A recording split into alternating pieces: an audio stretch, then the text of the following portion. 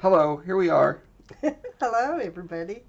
Here's my guest, Rose Foreman, co-author of the soon-to-be smash hit Tales from Talifar series. Um, yeah, we're here to talk about world building today. This is going to be a fun little departure. Hopefully, we'll do more of this as time goes on. But my interests have always been in kind of the art of design, and a big part of designing experiences for me is having a world that has been built in the background that sustains all that fun design, whether that design is artistic, environment, character, story.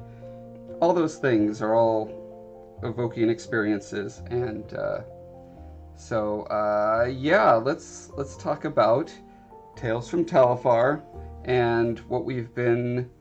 Well, you've written 10 novels now, Yes. and so we can't talk about all of that, but we can talk about in general the kind of world building that has gone on over the past 15 years or so as we've been writing the books and I've been developing the art stuff and all that kind of good stuff. Van Morta, hello, welcome. And Dottie B, glad to see you today. Yeah, so I have this list here. I grabbed this list off of, wait for it, drum roll. This is a very long list. Okay, Cruise D&D Reading Room. You can Google world building checklist and come up with a bunch of these. This was the one that I felt was the most comprehensive and digs the deepest. And depending on what you're making, if you're making a world at all, how deep you want to go. I know a lot of sculptors and painters who kind of have this hazy notion of the world in which their one piece of art lives. I should have done a little previous work to bring this up right now because I can't remember the guy's name. There's this Japanese sculptor that makes these super delightful kind of robot monster things from a post-apocalyptic looking future that have these fun characters writing on them or collecting stuff from them, or that, and you get a very, because there's a series of these things, you get a very clear sense that this guy has developed a world that this is happening in. It's not just random for every piece. And so that's like one level of world building. And then you have things like Lord of the Rings is the classic go-to example of a built world. AJ Baki, hello, welcome. And so Lord of the Rings is one guy who sat down and decided, I want to have all these cultures, and I'm going to pick and choose from various real-world cultures and mix their mythos in with it and that sort of thing. And so that led to the Lord of the Rings world, and there's consistency in history and languages and all that kind of stuff. And he spent 40 years working on it. Right. And so we're hoping not to spend 40 years. What Tolkien did not have, which we do, is an internet full of energetic nerds who really care about making things consistent. And so there's all this pent-up energy that I feel is being wasted when it's directed at IPs. And when I say IPs, I'm talking about intellectual properties, which is a businessy term to just mean that Star Wars is an IP, Marvel is an IP. Okay, you get the picture. So when nerds get online and debate about how the Kessel Run is run in parsecs instead of time, or space instead of time, or how the Death Star could they could cull that many resources from the galaxy to build a Death Star, all that kind of stuff is wasted. Well, I shouldn't say wasted. We nerds like debating that kind of stuff because it's an interesting intellectual puzzle. Yeah. And we say, okay, here's the end result. How do we backfill it and explain it, right? Sadly, though, while it's fun for us to debate amongst each other, the powers that be that run that IP, they don't care what the nerds say. They don't read any of that stuff, and they certainly don't incorporate it, take the feedback, and change anything in the world based on that feedback. So that's where I'm hoping that we can harness some of that energy of people who like to talk and debate about this kind of stuff and say, that doesn't quite make sense. Maybe if you tweak this or that variable, it would make sense. And then we can, because right now we're a nascent little art studio is what I'm calling us. We can simply say, okay, let's roll with that and see what happens. Not meaning that we can take everyone's feedback, because a lot of times that will conflict and contradict, but that's okay. I guess what I'm saying is that there's a unique way that we're going about world building that I haven't seen done before. And but there is still the groundwork to be laid before anyone can pick it apart. Something needs to be there to be picked apart. Correct. And so that's where having an author to go and start writing books has been extremely valuable, and hopefully we'll get that stuff out there and people will get excited about it and share it around, and it'll be a big hit, and then we'll get all this feedback, and then we can go from there. So anyway, let's look at this list of things here. So you were saying that this list is put in an order that you don't like. That I don't use. I mean, It's a great list. It has great questions on it, and anybody who's building a world could use this and come up with a system that's going to be nicely consistent and something you can put plot points on and they don't look stupid. Right. But I don't start there. Mm-hmm. How do you start? I start with, okay, here's a world, and if it's the world in which we're going to have a story, it has to have people in it. And by people, I mean any sentient. Right. Any kind of characters. And they have to have a body. And to have a particular, if we start with a particular kind of body, then it has to live in a particular kind of world. So you're starting from biology and working out from there? Yeah, I have a degree in medical technology, and I do think biologically, I do think in network terms. I think about epidemiology, I think about, I have more trouble with government. That's where you come in. I don't understand manipulating people, but I do understand how bodies work. And so I look at,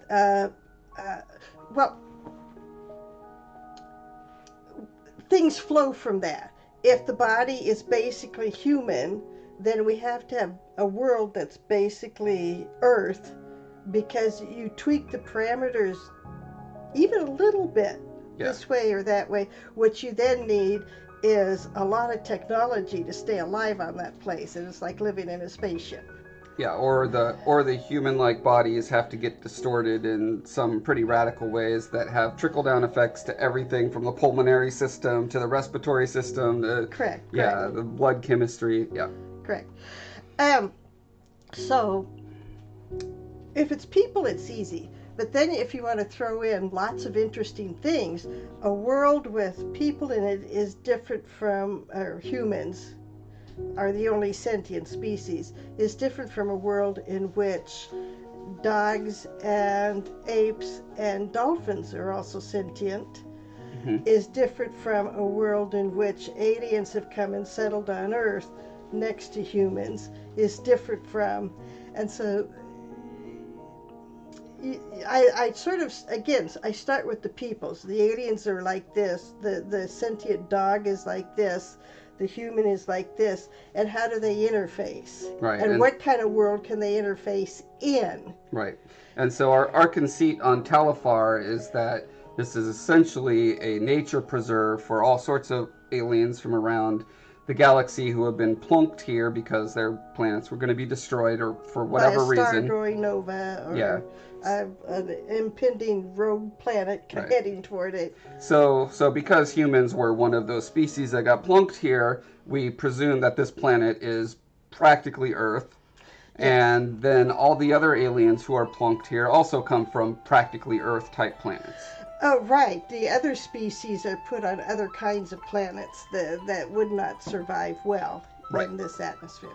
And Dragon Author says she loves he or she, I think it's a she, likes the colored streak in your hair. Thank you. Hey, thanks for stopping by, Dragon Author. So we have essentially Earth, which is what the vast majority of fantasy stories are set in. Right, most fantasy stories are set in Northern Europe. Right. Most fantasy stories are set with the background mythologies that we have grown up with. Mm-hmm. And that's fine. I myself really like stories that are set in the Indian subcontinent's kind of setting or the Japanese type of mythology. Right. But most of us, we know what we know. And so we sort of just do default without thinking through how can it be changed? Why should it be changed? If it is changed, what happens next? Right. And there is such a variety here on Earth. Mm-hmm. A variety of species, how they reproduce, how they eat, what they eat, and then how they organize themselves. And it seems like setting everything up in a Northern European medieval setting is a little bit restrictive when we have the whole world to draw inspiration from. Yeah. Indeed. Okay, Dragon Author is confirming she is Catherine Fogelman from YouTube. Hey!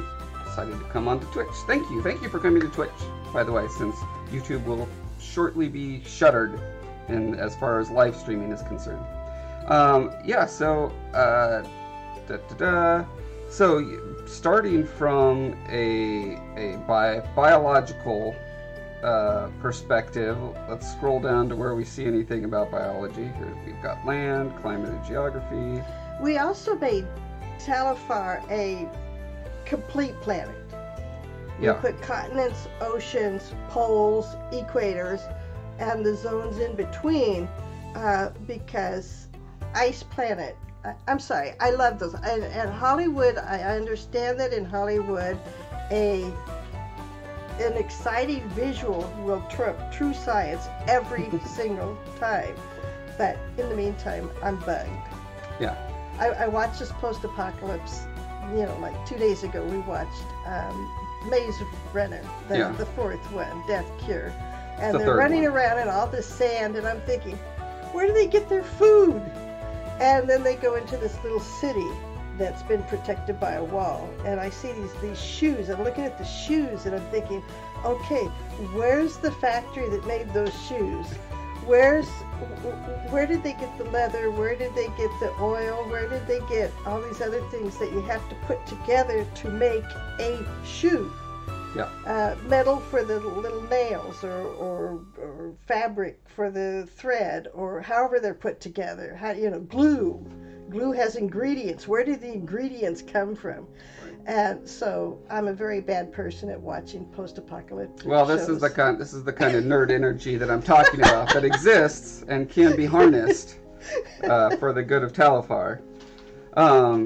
Right, so here's a diet thing, and that always ends up, if you want to pick one thing that starts branching out instantly, it's diet. Where do the ingredients come from? Where are they grown? How is that land protected? How is it? What if they eat their neighbors? Right. Weather. Right. So that starts pulling into a lot of it. Where do you tend to go first when you start with I think culture. We have this body. It moves somehow. Does it swim through water? Does it walk on land? Does it float through the air? Does it fly through air? Mm-hmm. And if it walks, what are the methods of locomotion? Yeah. And what does it need to walk? Can it walk up trees, up cliffs? Can it? Right, and so we have a variety of creatures on this planet that do all these things. You sort of started with a species list. Yeah. And I would look at the species and think, okay, how does it organize itself in reproductive units? Okay. How does it move around? What kind of climate can it possibly live in? Mm-hmm. You started clueless, and for that you didn't have a drawing. Correct. And I came to you and I said, I want polar bear centaurs. Exactly. And I sort of thought, okay, we will do that. You also wanted a species that was not as intelligent as humans. Right. And so how does a society where the people are a little bit not bright, how does that organize itself? And how do the leaders make decisions when they don't have as high an intelligence? And so one of the plot points in the novel is something that worked for an enemy, this tribe tries, only it doesn't work this time because conditions have changed. Mm-hmm. But they didn't think through how it changed. Right. Here's some of the concept that I started doing after the book was being written. Yeah, and I was trying to figure out. And I'm trying to persuade him to remember that all the paws are also hands, like the apes. Yes, which I think I've got going on, but yeah, it's I was struggling for a long time with how to make a centaur that was biologically plausible, that the spine works, because the concept of the centaur is very clearly just a human torso pasted onto a horse's body, and there's no way that could there's no way the stabilizing muscles could hold that together. And so I spent a lot of time working on it, and I went to I think it was Emerald City Comic-Con. There was You took a class in anatomy, didn't you? Yeah, by Terrell Whitlatch, who has done a lot of creature design for many years. She's incredible, and I asked her for specific advice on this specific thing, and she drew a quick concept. I'm trying to see if I can find it. Oh, I think it's in this one. Boy, I wish there was a rotate the other direction. Yeah. So she just quickly drew this thing for me to show where stabilizing muscles could conceivably go. She did I'm not going to go on it. She did a ton of stuff. I asked her to sign it for me. There you go. 2006 Emerald City Comic-Con. And so I took her advice and I went and I sculpted on the maquette, and actually, I built the skeleton, I sculpted the muscles on it, and I brought it back to her the next day and said, hey, would this work? And then she had a few more notes for, this should probably go this way and that. And so, yeah, that's how I approach my visual development, is through the same filter of probably biology first. How do we get this thing done? But it does start with the concept. Yeah, Dude Gabers has popped on and says he likes the way you think, and says, internet problems. Oh, I'm sorry. Aletha's having internet problems. Yeah, Dude says not lagging out on me, so it might be your internet. Yeah, someday they just need to make that a utility and a right for all. Okay, so back to in the case of the crewless race, which we wanted to be not as intelligent, because I wanted a range, because it doesn't make sense that every sentient species that exists would be at exactly the same intelligence level as humans. Right. The same weight. Yeah. The same power, same strength. Yeah. And the same sorts of goals. Morals and ethics and all of these things are so dependent on our biology and how we exist in the world we exist in. Our cultures are a product of, like you're saying, how do you reproduce? How do you eat? How do you clothe yourself? How do you, all those things. And even though humans have the same body, we still have this huge variety of how those questions are answered. Yep. So yeah, all of those are very fertile directions to start to take a sentient species and say, what if the parameters are different in this way? How does that trickle down and affect everything else? So I thought it would be interesting today to pick one culture or one species and go through just a couple points on this list. We can Obviously, start with the Scarred King. Sure. Because that's where we started in the dim mists of time. Josh had been talking for years about how he wanted to start a company with his programming brother, like the Miller brothers did. And the creators of Myst. And in the meantime, Josh was drawing pictures and coming up with ideas, and he would talk about them. And I'd reached a point where I'd finished some novels, and I was sort of at loose ends, and I thought, let me write one for Josh. Well, at that time in my life, I was a very, very slow writer. Part of it was family responsibilities. Part of it was an inability to organize my life around how to do faster. Mm-hmm. And now I can write a Talifar novel in 3 months. Wow. But it takes, then comes the editing, critique group, then comes me going through it several times, then comes the steps with you, because you keep changing things. Mm-hmm. And ruthlessly ripping things out from under you. Yeah. Yeah. And you try to guide things in different ways. And so it's well over a year to produce a novel. Okay. The first one took many more years than that because I didn't know the world yet. But after I'd written the first one, it was so much fun. I just sort of stuck to this world because I enjoy it so much. Yeah. And it can have so many kinds of stories in it. Mm-hmm. I forgot where I was. Oh, yes. So I said, Josh, let me provide some content for you. So he started by showing me a picture. I don't know if you have that picture of Beaumark, and his name is now Sunrise. Mm-hmm. And he started out with his name Beaumar, but I wanted a name with a little more meaning, so I changed it to Beaumark, and then tried to have a whole naming convention for other people in this society. And he showed me a picture of, these two people on a disc. They're over flowing lava. And he said that Beaumar must spend the novel traumatized because he has killed his best friend on this disc. I think that may have been part of the first, pitch concept, but it was also that he had to have a reason to go across the world and collect 10 things, because I wanted it to be, we're exploring this brand new world. Right. So this is the initial set of novels that tells you the parameters of the world. So I looked at Josh and I said, Josh, in what world does this even make sense?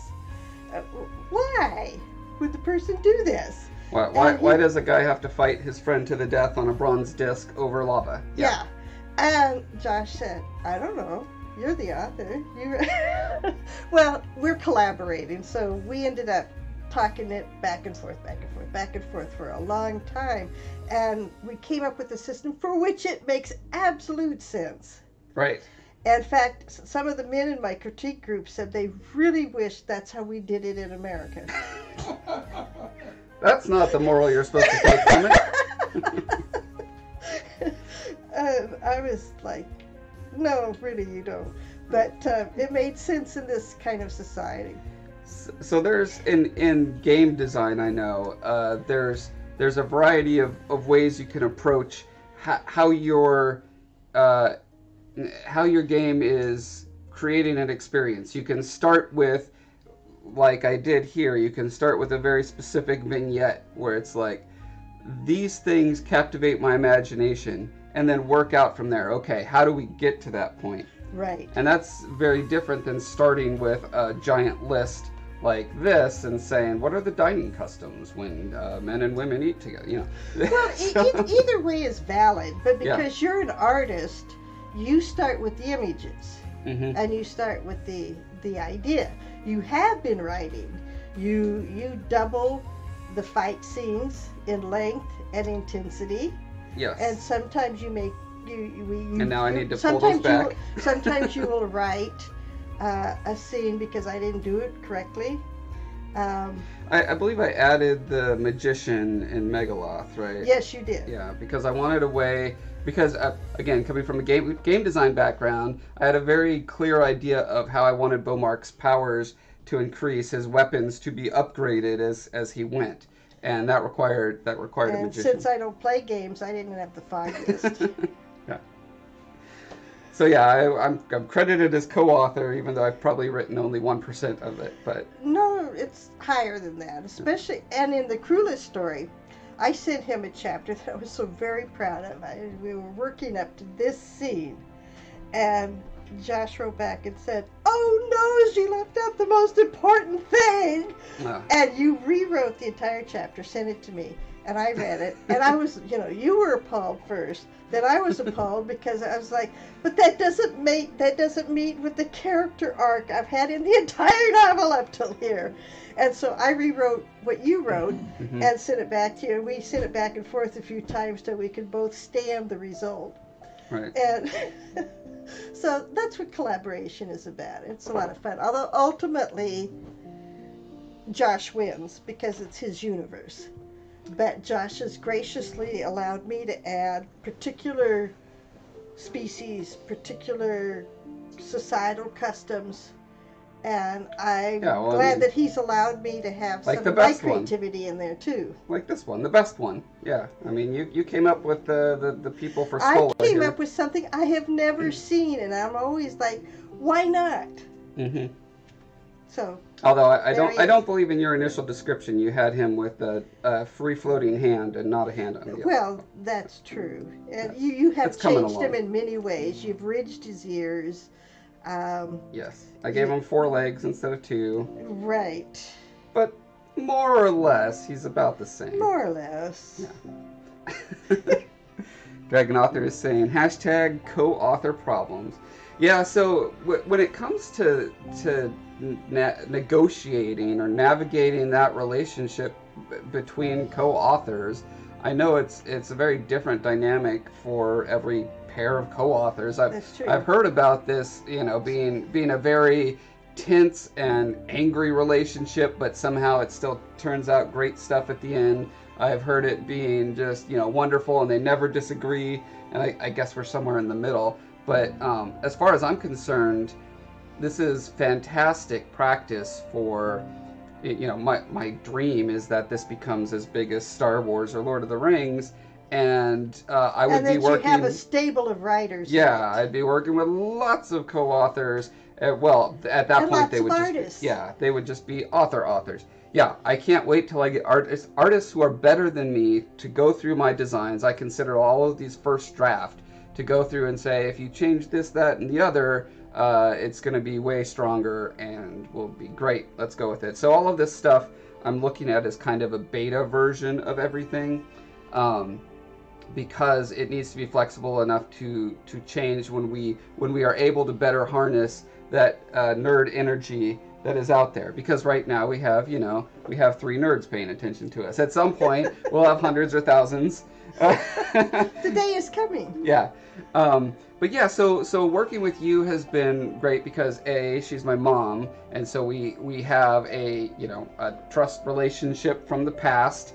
Well, you have lots of reasons not to trust me from the past, having raised me, but since about middle adulthood, you grew up, okay. Yeah. Things happened in my life that caused me to change. Right, so I consider Rose Foreman here to be my co-author training wheels, because we both have such a deep bond and relationship that any amount of disagreement we have is not going to put us off the rails, right? It's not going to make us suddenly be angry and want to stomp out of the room. We're not going to sue each other. Yeah. So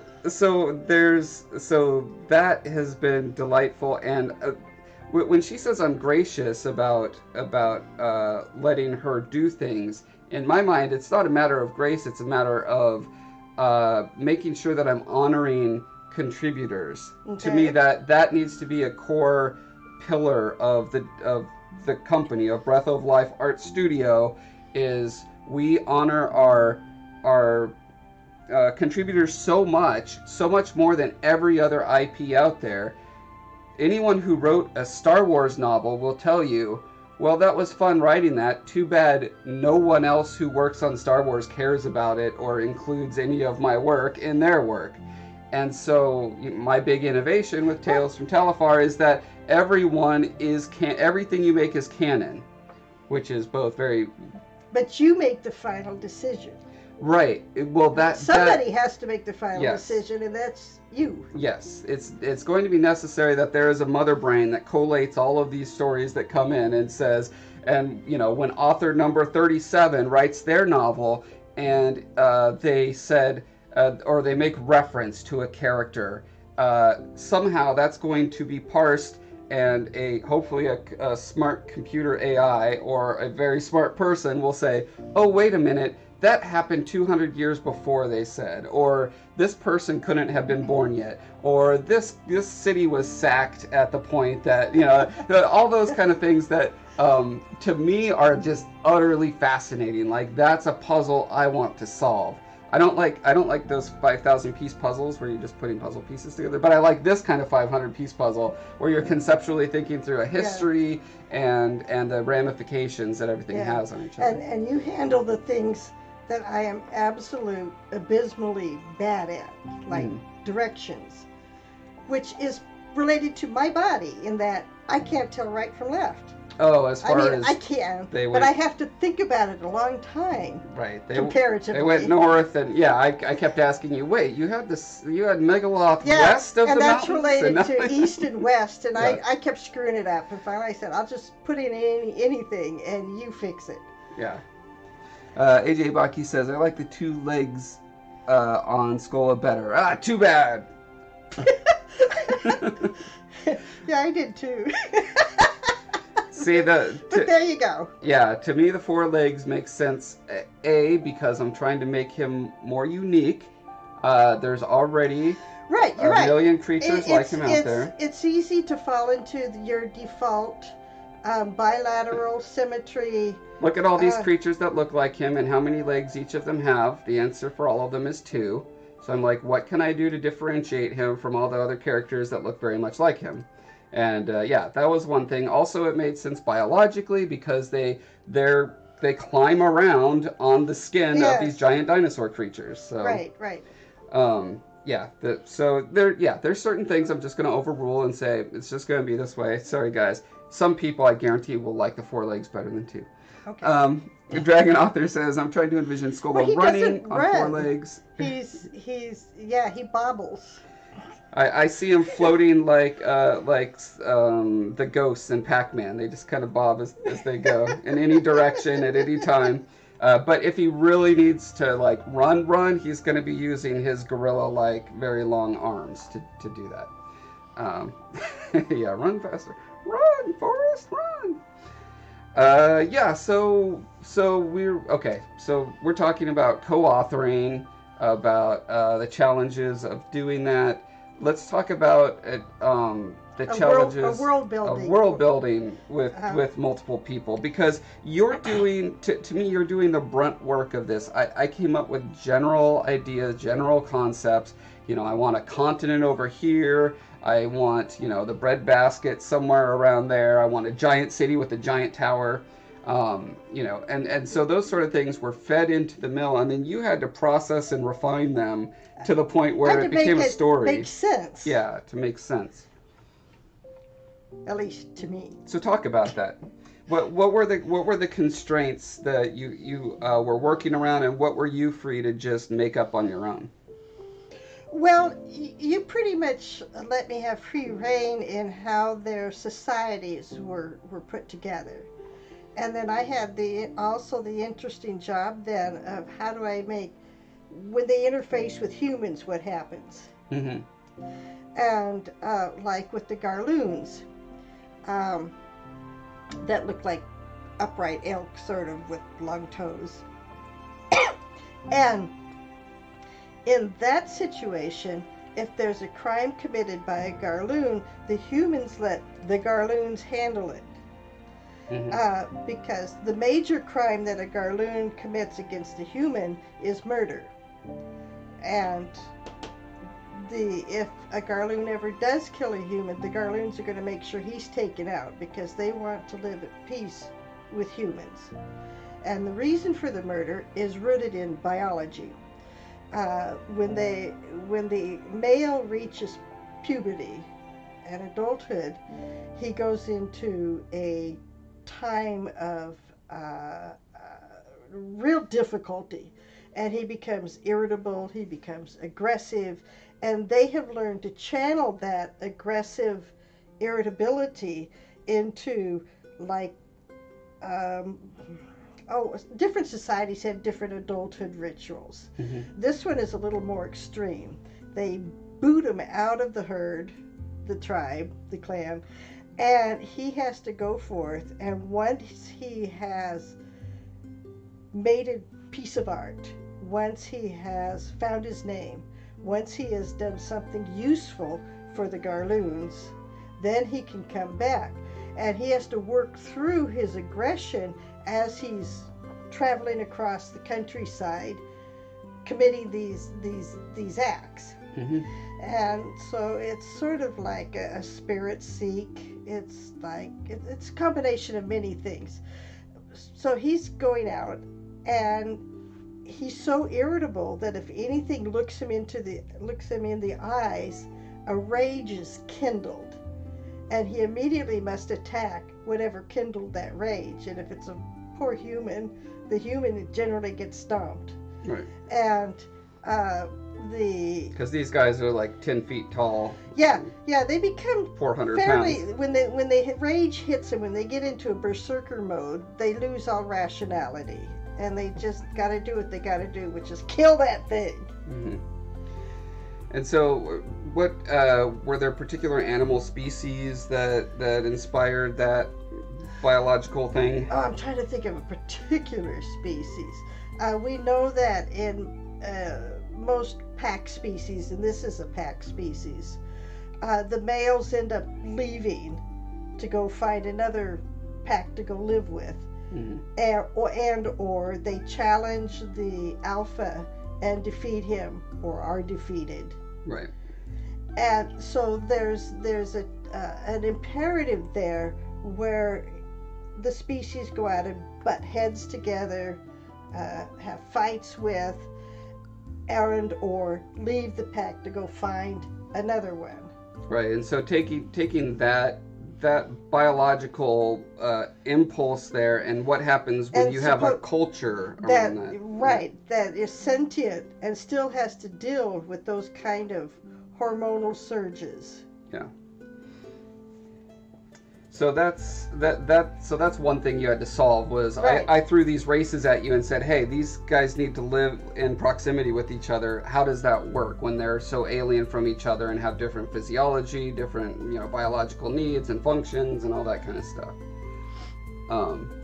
So the other really big, pun intended, the biggest juxtaposition is the Magus Montum that live with the humans. Right, the Magus Montums that you want me to write a Game of Thrones novel about. And I'm like... More or less, yeah. And I'm like, right. See if I can find the thing that I am most incompetent at, let us make a feature. But I'm working at it. I'm thinking about it. Yeah, it's well, again, going back to the idea that eventually we'll have multiple authors. We'll probably have an author who specializes in political intrigue. But you've intrigue. come up with most of the physiology and most of the customs of these guys. I haven't inputted a whole lot yet about them. Mm-hmm. Yeah, to me, the biggest challenge for creating a race of giants is this them? Yeah, okay, this is close enough. I only have pretty rough sketches of these guys so far, but the idea behind them was, how do you make a creature that's actually gigantic, like in 30 fantasy, feet tall. or more? 10 meters, yeah. Yeah, I'm still waiting to find a biologist and a chemist. Maybe they're the same person, who I can really get into the nitty-gritty of how this could possibly work. I mean, the first thing obviously is you need to distribute that weight. If you have something that weighs 100 tons and it's on 2 legs, those legs would either have to be so thick that they could barely move, right, or if they're thin enough where they could walk like humans, they would just be pierce the ground and just stuck. They could only walk on bedrock, and even then it might be tricky. And then all it's compressive weight, correct, from their body on top would make even the slightest misstep, a fall would kill you. Right. So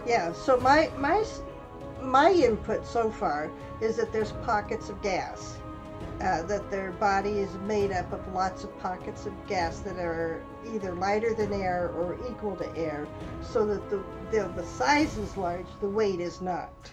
Yeah, so my understanding was we actually came to the conclusion that it is hydrogen, which is highly flammable, which is why or hydrogen sulfide. Okay. Or yeah. Yeah, because there's actually a very dramatic scene where right, the Crutus catches the poor. Yeah, there's a big combat scene with polar bear centaurs fighting these guys in the middle of a river. It's super awesome. That was one of the specific vignettes that I had in mind. I had 2 ideas for that novel. It was I wanted an iceberg kingdom floating down the Amazon and slowly melting as it went. An Amazon type of river. And why would that happen? Well, that was. And I'm going. We have to figure it out. No, that's not. So, but we worked out a potential way it could work. Yeah, this is kind of a very rough. And now it won't let me zoom in. There we go. This was a very rough idea for. Here's a side profile, and there's their city on an iceberg, and it's being pulled by these massive turtle-like creatures, and here's a giant popping up to fight them. So yeah, we got sidetracked. What were we talking about? Let's answer a question real quick. Dragon Author says, I want to see a picture of a baby polar bear centaur lying on its back and holding on to its feet. That would be a good thing to do, you're right.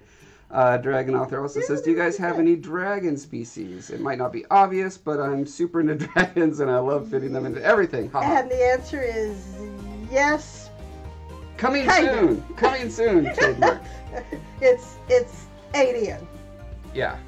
But, so, yeah, one of the things, because I started this whole idea of making my own fantasy world literally in high school, so we're talking, 25 years ago, my first impulse was, like most people when they first start making a fantasy world, is you just end up making D&D or Lord of the Rings. Right. And it's just my version of dwarves have longer beards or what, just.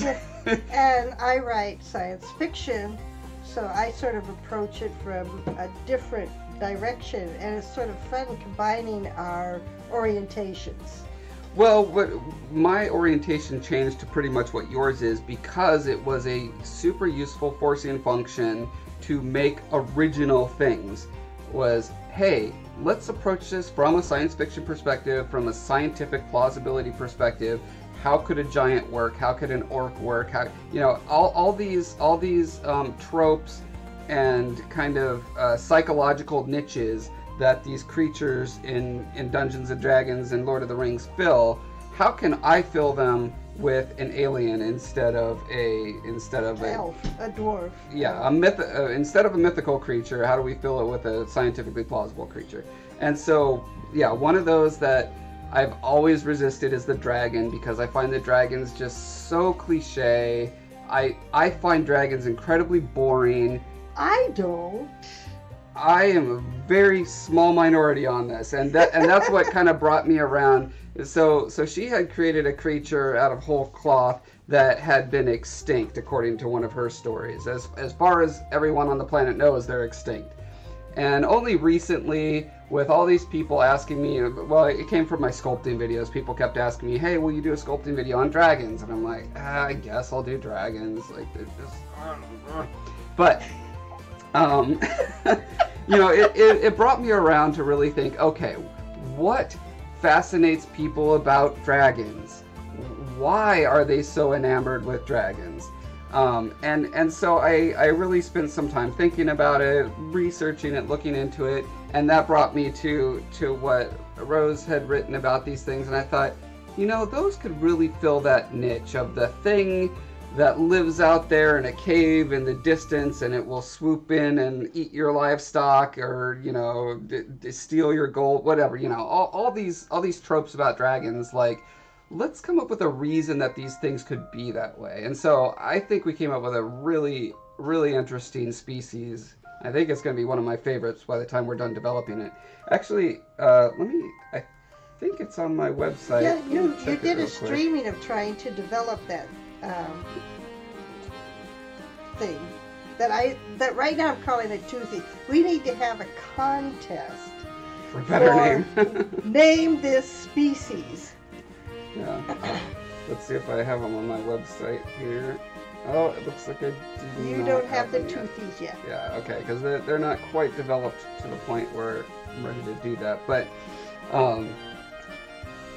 dragons overused? Nah. More dragons.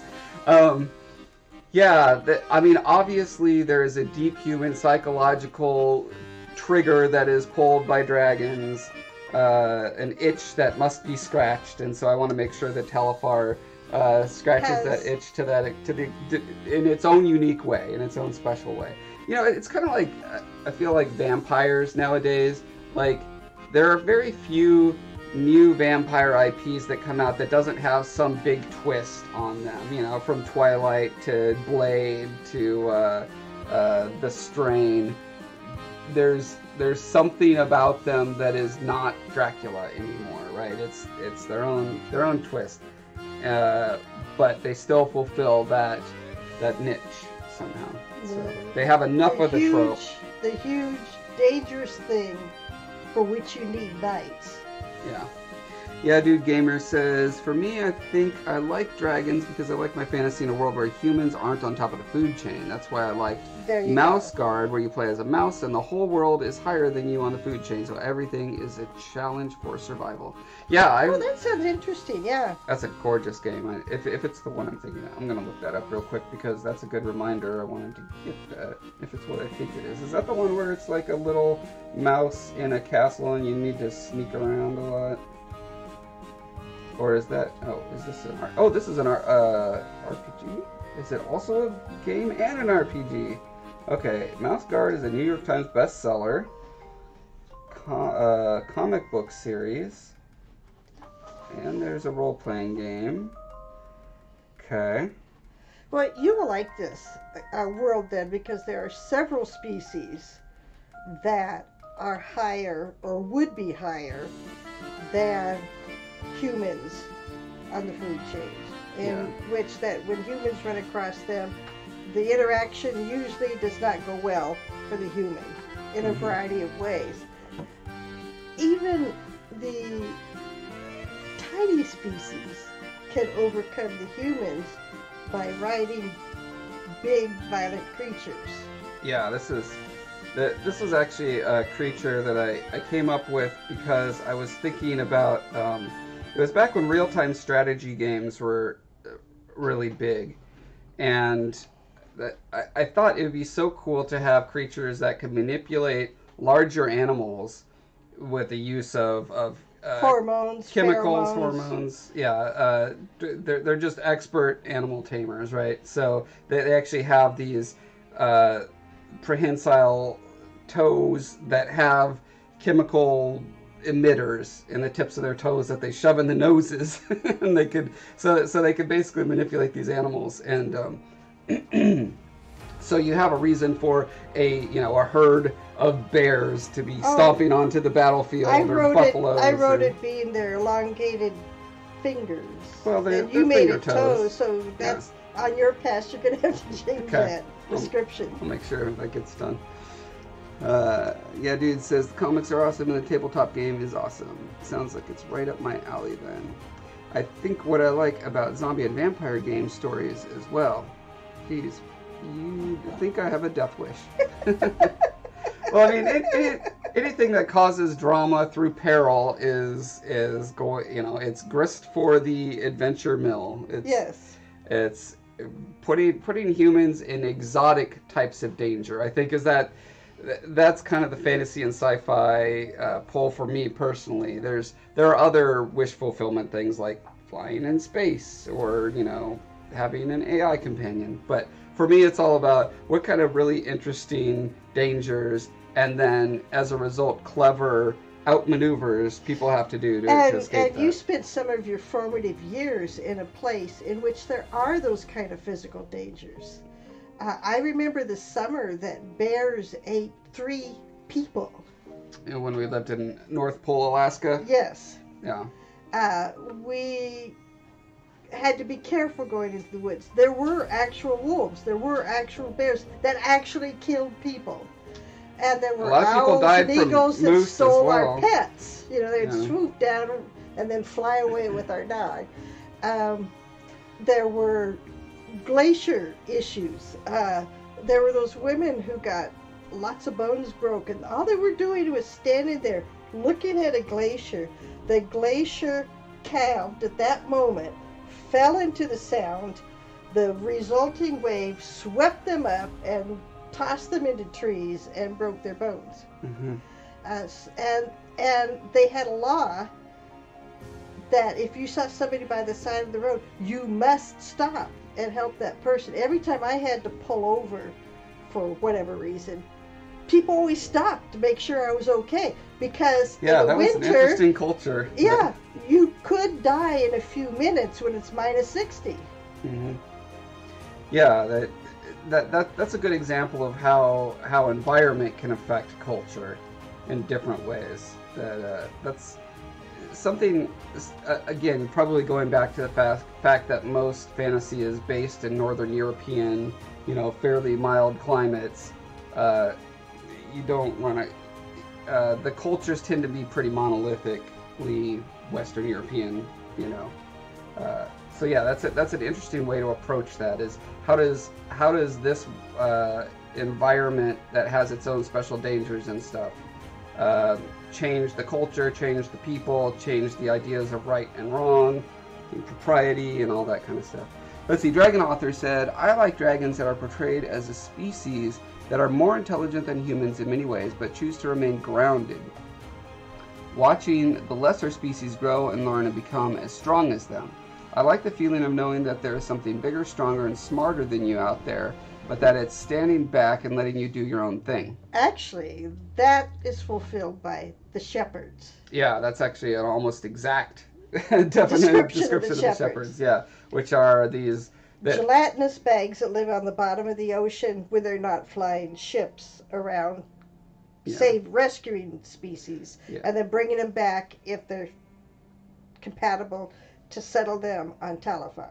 Yeah, so they're the reasons that all these aliens are living together, and they have a sort of, they have to be super smart in their projections, in their science, because obviously putting more than one alien on the same planet, you've exponentially increased the amount of danger they can do to each other, Correct. to the environment, or the environment to them. Right. And so they have this incredible challenge of how much of whatever species they're dealing with, how much of their biome can we bring with them, how are we dealing with invasive species. Correct. So they're doing all these massive calculations, and on top of that they have to deal with the political realities of how do we keep these creatures from all wiping each other out.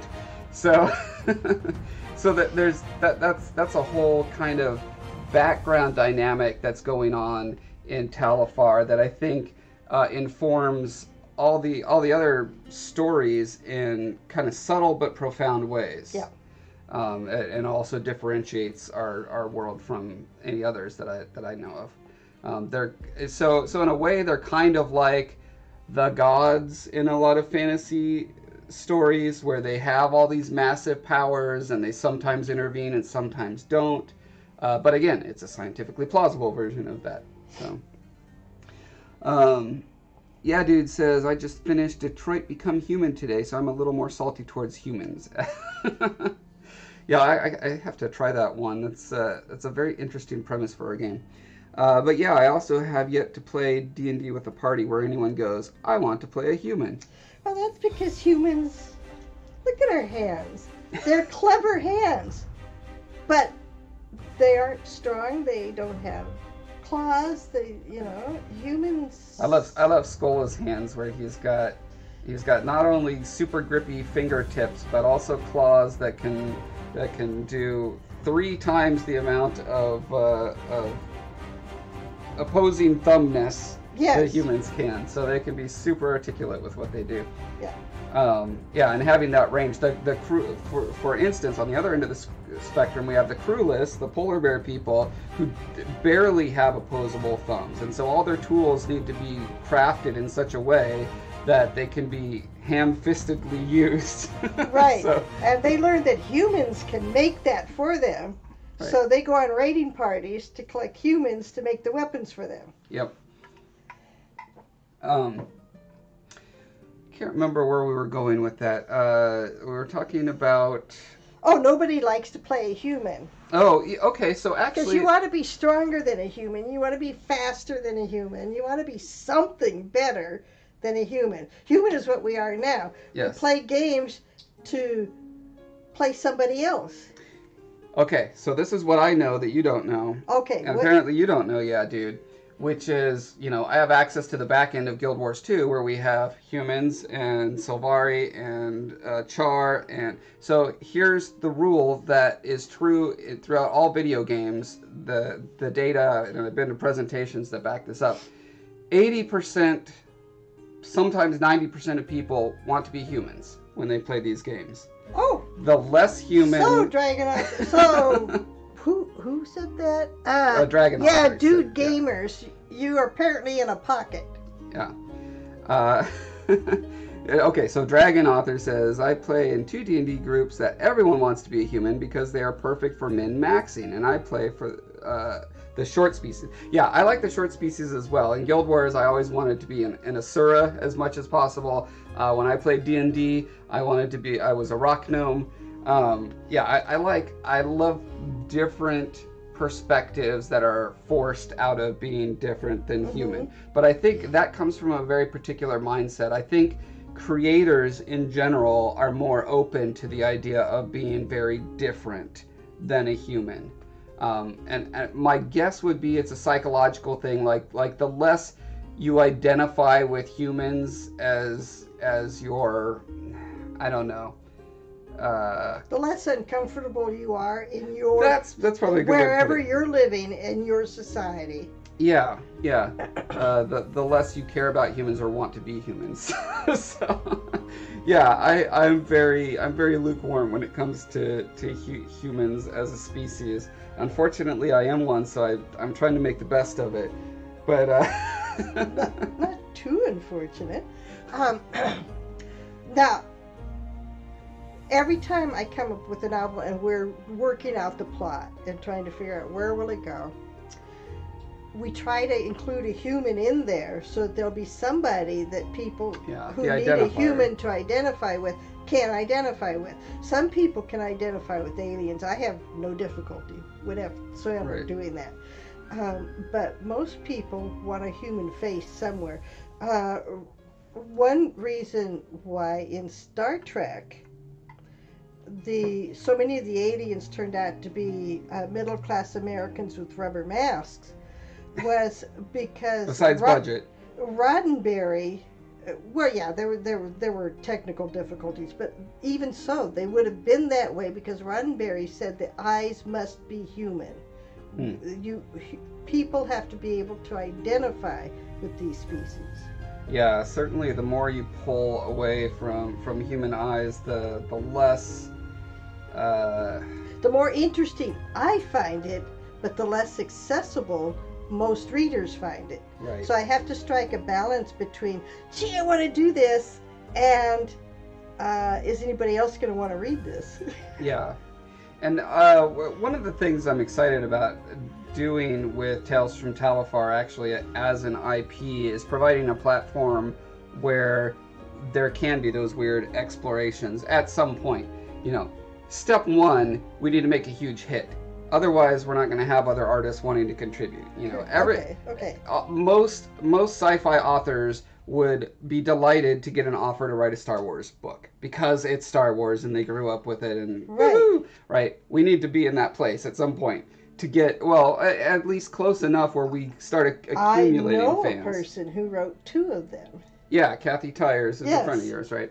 So, right, and the idea that that there's a spectrum of entertainment you can make. Yeah. Dude Gamer says, "What a strange pocket I'm in." Yeah. Well, yeah, we all have this network of people around us that we interact with, that we understand, that we know, that we talk to, and they don't necessarily overlap with other people's pocket universes. Yeah, we all have our little cultural bubbles, and you actually have to actively work to avoid the bubble. Yes. Yeah. Let's see. Dragon Author says the Char are the most awesome Guild Wars species, in my opinion. I think they're pretty awesome. I'll tell Katie that. I have lunch with her every Monday. So, yeah, she pretty much came up with those by herself. Which actually, and we have an artist get together every Monday where we have it's mostly expats from ArenaNet that have gone on to work at other places since then. So also there is the creator of the Sylvari, who pretty much, well, it's a long story, but anyway, she had to redesign the Sylvari from scratch at one point. So it's really neat to me that a lot of these, most of the species come about through a lot of collaboration and stuff, but every once in a while you'll get one that it's like, yeah, pretty much that person, that's their thing, and that's so cool that can still happen in a huge team like that. But yeah, I agree, the Char are very cool and interesting. But what I was going to say was there's a spectrum in entertainment from the niche and a niche and a niche to the super broad scale, everyone's going to see it. And I don't know, well, okay, nothing is going to be everyone wants to see it, because I mean, I'm trying to think of some of the biggest entertainment spectacles in the world, and those would be like the World Cup, football / soccer, you know, the Super Bowl here in America, the Olympics. I'm trying to think of other really big. Eurovision just had a thing, and a lot of these things, like, I have zero interest in, and I can barely remember what they're called. Right, so you're not going to get everyone to do anything. News reports of worldwide tragedies. But you try to produce a product that people who like the kind of thing you like, right, will like this.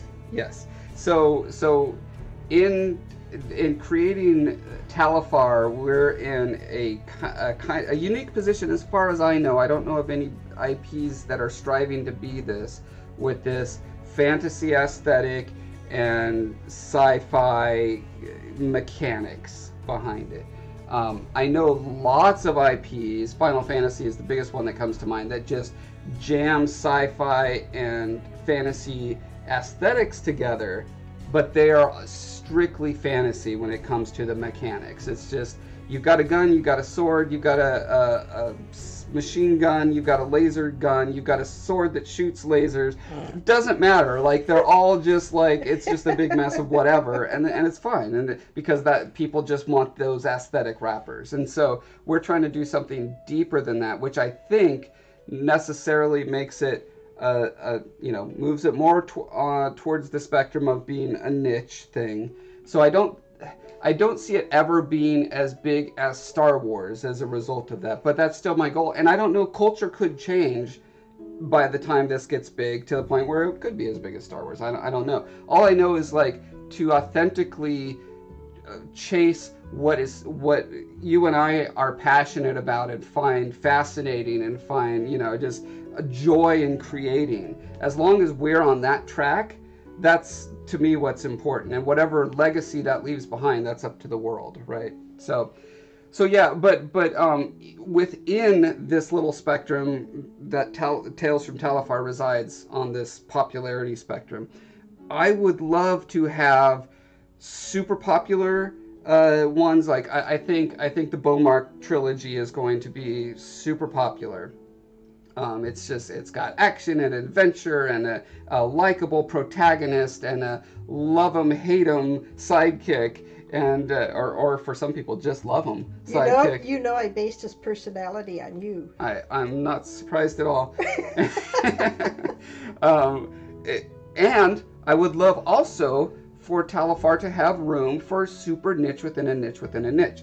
The last novel that you wrote, I defined it as an anti-hero book. In the classic sense, not in the modern sense where it's just a guy who does bad things for a good cause. I didn't see him so much as an anti-hero as I saw him as somebody who's fairly stupid. That is an anti-hero. I have room. Napoleon Dynamite is an anti-hero. Oh. Okay. If you define it that way, fine. But I have room in my universe for making people who are not the heroic supermodels that I want everyone to follow. Mm-hmm. I have room for them to make mistakes. I have room for them to be mistaken and to interpret the world incorrectly. I have room for flawed people such that they're not all Captain Americas. I love Captain America the best, but I have room for people who just flounder for a while before they get to where they are now semi-heroic. So that the floundering part, that I think that is archetypical anti-hero. Anti-hero is defined as a protagonist who doesn't protag. They are just there and the world is happening to them, and they make usually dumb decisions for dumb reasons, and basically they're doing the... But eventually they grow up. Then that's a character arc that brings it. But the anti-hero archetype is doing the opposite of what a hero would do. And so... He doesn't do the opposite. He just does sort of sideways from what the hero would do. I think that applies. As far as volitionally taking charge of your fate and going forward into the world and changing the world according to your plans, that's what a hero does, and an anti-hero doesn't do that. So anyway, the point being that I would love for there to not be an expectation that every story set in Tales from Talifar is the same kind of thing. I think Marvel has done a great job of mixing it up. Not as good a job as I would do if I were in charge, but a good job of saying they figured out about 5 or 6 movies in, oh wait, if every movie is the same, we're going to run out of steam really fast. If we just put new spandex on the next superhero, it's not going to work. So we need to start mixing it up with different archetypes, different subgenres that we mix in. We're going to have a caper movie. We're going to have a film noir one. We're going to have whatever else they can throw in there. Western themed, medieval themes, all these kind of things. So,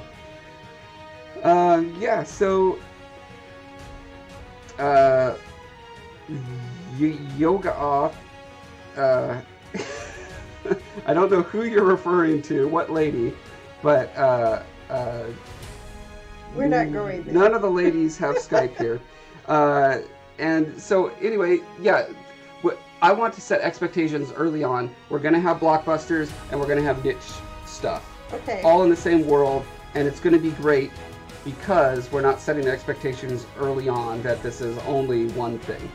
And so while it all takes place on this planet, there's so many time periods to choose from. There's so many character archetypes to choose from. There's so many species to choose from that it's a limitless palette almost. Correct. So, and one reason why I find it a lot of fun, a lot of universes that people write, once they've reached the end, you really can't set another story in that world. Right. And that's not bad, but you wanted something larger. Right, so that's actually kind of my impetus for doing so much world building before we started putting stories out, was I see that as a trap that, you know, Star Wars is running into. They're trying to figure their way out of it, and it's interesting to see their attempts. But, you know, the Star Wars universe was made for one little story. It was made for this particular fairy tale. And then, like, the more you extrapolate out from that, the more tenuous things become. I don't want to spoil it because Solo just came out, but I loved it. I did. Yeah, it was fun. I know it was stupid, but I expect it to be stupid when I go in, so I'm not disappointed. And I just have a lot of fun with movies like that. But it had a scene that begged a question about robots that made you think, why isn't this happening everywhere in the galaxy all the time? The Last Jedi, I will spoil because that's been out for 6 months now. You know, a particular spaceship maneuver happens that's like, that would fundamentally change the way space war would always happen in this at all times. Correct.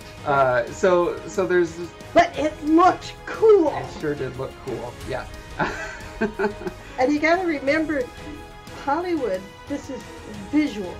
Yeah. With a book, we can do more things than Hollywood can in some ways, because we can show interior thought, we can show mechanisms, we can have consistency, we can have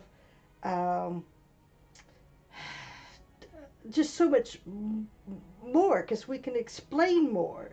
Mm-hmm. You know, the aliens in Star Wars are I just love them. They're cool.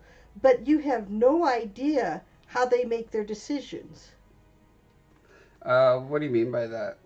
Well, how do they decide who to marry or mate with? How do they decide how to interact with the human part of that universe?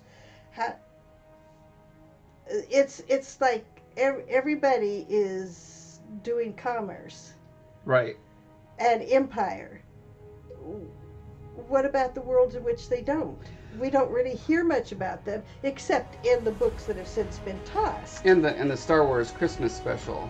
I didn't see that. No, that takes place in a home on Kashyyyk. It's Chewbacca's family. It's commonly seen as one of the worst television shows ever created. It was special. And the Wookiees never speak English. They just growl at each other for 90 minutes and have terrible vignettes starring 70s pop stars. And it's really a wonder to behold. Yeah, okay. Oh, hey, some people are popping onto YouTube. Jorge, I think that's how you say that. Fiora says, hugs from Brazil. Hi, hello. Nasir. And Nasir's here. Good to see you. Nasir, you've got to get over onto Twitch because we're not going to be live streaming on YouTube after this. And JR Superman, or JR Super says he loves me. Aw, thank you. Yeah, so this is a trap that I think, okay, I'm going to call it a trap. It's not a trap because no one, or 80% of viewers don't care that a spaceship maneuver would change space combat forever. Okay, it's a trap for people like me who want consistency in a world.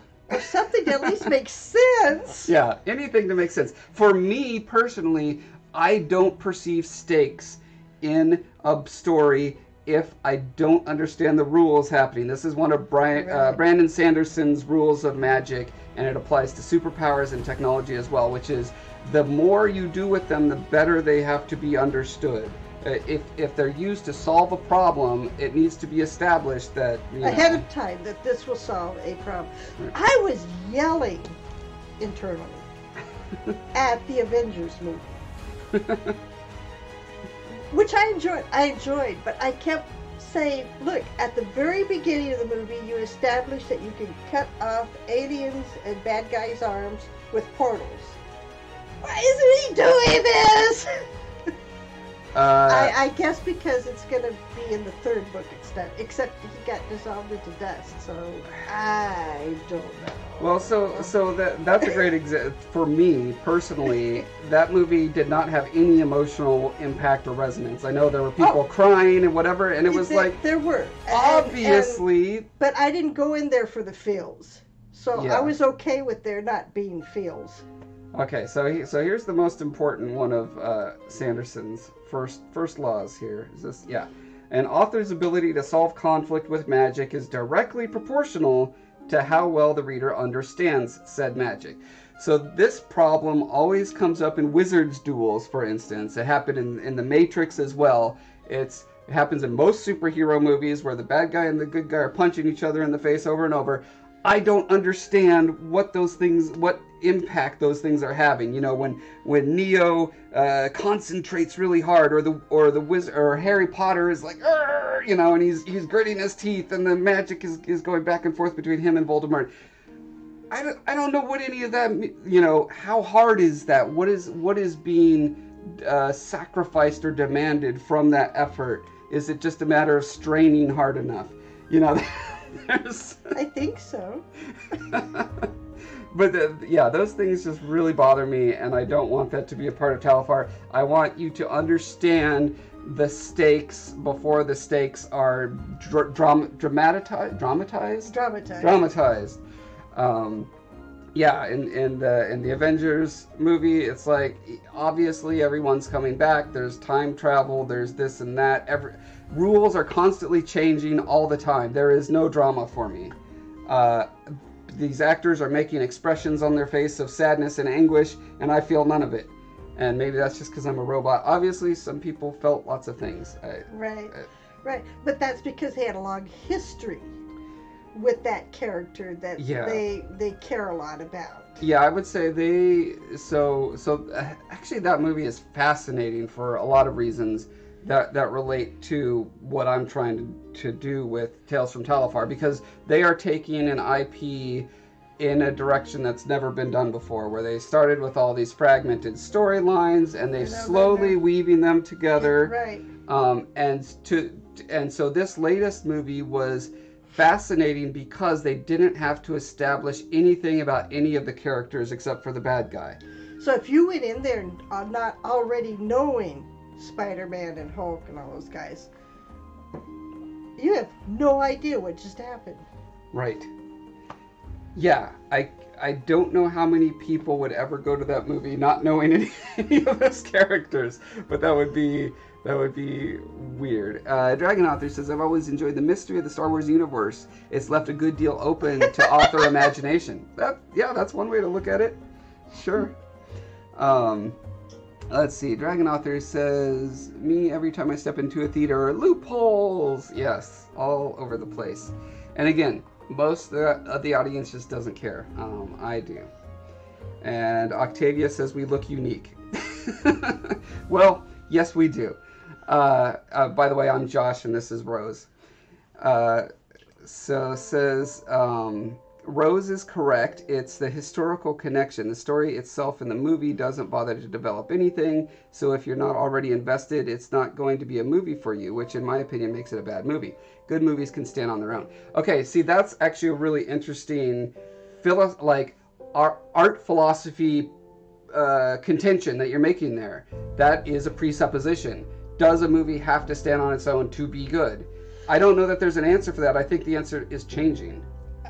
Maybe. I know that I, as an author in this universe, I'm trying to make each novel stand alone, and it's hard because I have this mental history of everything, and I have to keep reminding myself, the reader who picks up this book first doesn't know. Right. And I have to let them know without getting real pedantic about it, and without boring to death the reader who does know. Yeah, and so here's, just a classic example. Take Star Wars The Empire Strikes Back. They did not explain what a lightsaber is. I was going to say they don't talk about the Force, except that's almost all that movie is all about. But they did show how it worked. they developed the Force a lot further than before. But that movie does not stand on its own. Without Star Wars and Return of the Jedi, bookending it, that's not a good movie on its own. It has a lot of very good moments. It's part of a trilogy. Yes. And so, what are we going to call an 18ology for? Exactly. For the Marvel universe. Yeah. So Marvel has is it 18 movies? It probably is. It's yes, some it number is. like that over the past decade. So from the beginning, they said, "Hey, we're going to try this grand, bold new experiment of doing what comics have been doing for 40, 50 years." And so that was. Hey, Nasir, I love you too. Nasir, get on Twitch. Let's see. Octavia says, "Can I consider it a good movie in that franchise? Yes, probably. But can I consider it a good movie based on its own merits? No, I cannot." I agree with Rose. There is no reason to tell me what a lightsaber is. It's pretty obvious from what we see. Okay, great. I'm trying to think of another. I guess Marvel is really the one that does it the most. But yeah, you can't, when you're doing a whole series of things that are building on each other. Serial television is a classic example of this. A lot of shows will have a previously on. Right, you have a boom, pilot, boom, boom. and then the rest of the shows are built on that pilot. For us, the pilot is the Scarred King trilogy. Yeah, that's one way to look at it. I'm seeing it more like a story platform that's in beta right now, and the first product out the door to be beta tested is this trilogy. But yeah, I think things are changing in the entertainment ecosphere, and it's changing the nature of stories as a result. Long form television is becoming a thing that it's becoming its own art form. And I really like that, because it's great to binge watch on Netflix, so you don't forget from one week to the next what happened. Yeah. You get to follow the story better. Let's see. Octavia says, not that I'm saying the Star Wars series has really held up. No, Star Wars is in a very precarious situation, and it's fascinating to me to watch. I'm still emotionally invested in Star Wars strictly for nostalgia. I grew up with it. I had all the toys from being a very little kid in the late 70s. You were 4 years old when the first one came out. And we were so excited about it. And, we got you all the toys. Right. So what's interesting to me about that franchise is... My favorite moment Yeah. was when you had Leia tell Darth Vader, you need to go to the bathroom. You're only 4, you know. Sure. And what was I telling you all the time? That sounds like canon. Where was I going? Boy, that's a good way to derail me. About Star Wars is in a precarious place. Oh, right. Hey, and Nasir came on to Twitch. Thank you, Nasir. Thank you. So the Star Wars is in a precarious place because it was started with one movie. Lucas managed to spin it into 3. It did it well. He diversified the story. He expanded the universe in interesting ways. Then they contracted people to make a bunch of books, and those books were great. Most of them were great. And then they did prequels, and those were terrible. And then sold it to Disney, and now Disney's like, okay, what do we do with this hot potato? Like, there's so much cultural cachet that comes with it, so much expectation that comes with it, and to me, it's the managing the expectations that is. Yeah, it's the fans walking in saying, do to me what the first movie did to me when I was 8 years old, and they can't. Right.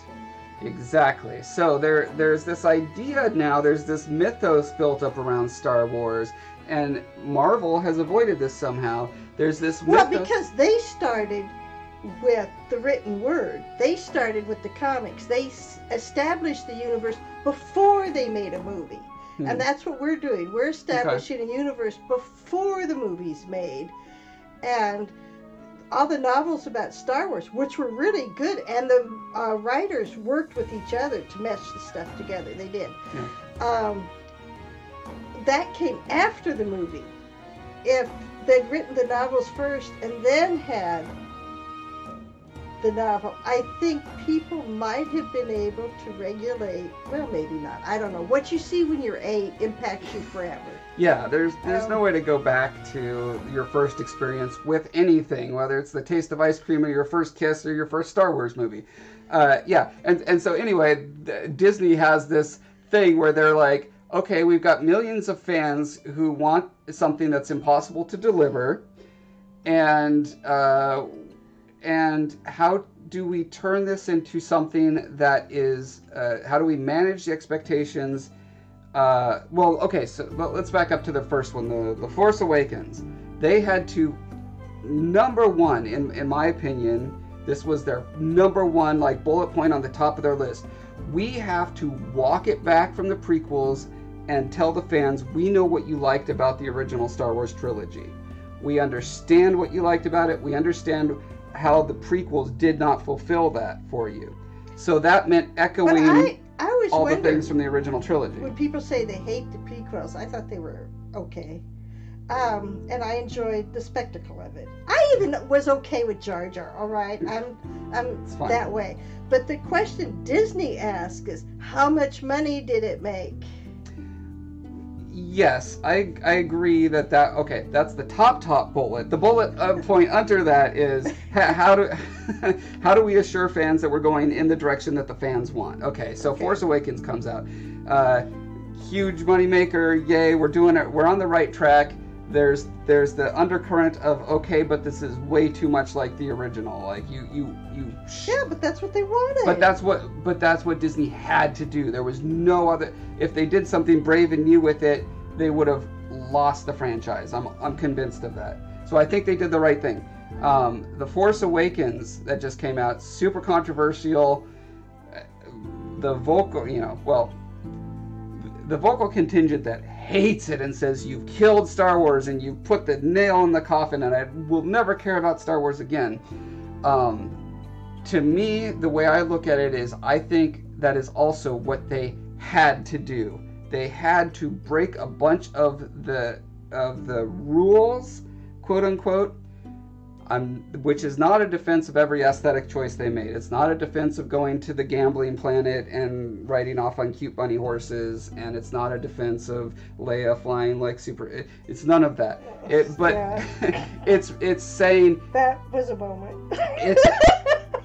It's the requirement that mystery has to be injected at some point. You have to not know stuff about this Force thing, because the Force is so central to the overall ethos and mythos of Star Wars. And at this point, everyone knows everything about the Force except for specific Force powers. Like, can someone Force attract themselves back to a spaceship in space? I personally had no problem with that scene. I thought it was fine. I thought it was great that it surprised me. I love being surprised. Okay. I love that Yoda burnt down the holy text in the temple. I was surprising. Okay. So you like that they were sort of building, since we're talking about world building, they were building expansion into the world or building a new world. I don't know which they were doing exactly. Nessir just said, my first kiss was with a magazine cover. That's excellent. I'm sure you're not the only one. Octavia says that's a cultural thing. The majority of developers in the U.S. will always shoot for profit rather than supporting their fan base's desires. To me, that's the same thing. That's sort of the same thing, because if you develop a fan base, the fan base is going to come and buy the tickets. Yeah. And if you go too far from pleasing them, then they stop buying tickets. So. Yeah, and that's what Force Awakens is probably on the verge of doing. I think that... but I think it's one of those painful but necessary things. I think the Force needs to be fundamentally reevaluated because it was concocted by a dude who's from Southern California in the 60s who went through the drug revolution and the infusion of Eastern spirituality through various gurus during that time period. And he had a very specific vision for it, and it ran its course. And now it's like, now what? Basically, you've got a universe with superheroes in it that are it's a lineage-based thing. It's hierarchical. The whole idea of the Jedi Order has so many like contradictions and weird things, especially since the prequels. Like, you're not supposed to love, but you're supposed to be for good and justice. But you can't parse that through the lens of love. There's just all these weird things, and the fact that there's this harsh duality in it. Our society no longer accepts duality of that kind. And yet it still makes money. Yeah, it's still making money. But my point is, but what you want to do here in our world building is build a world that's consistent. That's consistent and that has avenues for exploring mystery that aren't this one system. Okay. Because any system is going to run its course. At some point, you've explored all the avenues. We need to have a rich, fertile soil that authors can explore. This culture in this context. Now, this culture runs into this culture. How does that work? This sentient species has never met this other sentient species. Right. What happens there? This technological innovation has happened. We are going to shock people when those dragons show up. Except they might not recognize them as dragons. Yeah. Because we reimagined them so radically. But hopefully what happens is they read those stories and that same scratch is itched. The itch is scratched and they're like, this was an awesome story. I'm going to tell my friends about it. All those dragon lovers will still be into it. That's the hope. Or maybe they'll be mad like so many of the vampire lovers after the Twilight, and they didn't like what she did with the vampires. Wait a minute, you sort of subverted the whole what they're about. Yeah. Of course, Star Wars is also subverting, I think, a lot of their initial, what do I want to say, standards. Yeah. Okay, so Octavia is pointing out, says, your audience is much larger than your fan base, so they need a balance of pleasing the fans and bringing in new people, which at times is going to require them to differ from what the fan base wants, because the non-fan base is much larger. The divide in that decision isn't going to be even. Okay, I never thought of it that way. That's a good. I think that's what you were trying to say, and I was not catching. Well, okay, so in game marketing, I'm not in the marketing department, but I have friends who are. There's this concept, and it's happening in Hollywood as well. There's this idea that there are influencers, these are the people that have growing platforms. They're just people talking to the camera in their bedroom or whatever, and they have a lot of people who pay attention to their decisions. So that's like on the spectrum. That's the hardcorest of hardcore fans, and they have certain expectations that probably are unrealistic and could never be met. And then on the other end of the spectrum, you have someone's aunt who's from Peru and she's never heard of this, and you're like, hey, let's go see the next Marvel movie, and she's like, okay. And so, are you trying to appeal to both of those people at the same time?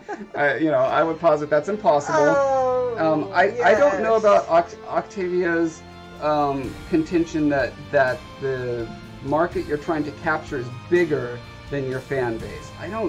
It probably depends on the franchise. If you're running Harry Potter or Lord of the Rings or Star Wars or Marvel, I don't know that that's true. I don't know that you're trying to capture a lot of new audience. I think you know who your core audience is, you know how to market to them, you know all the vectors to get to them.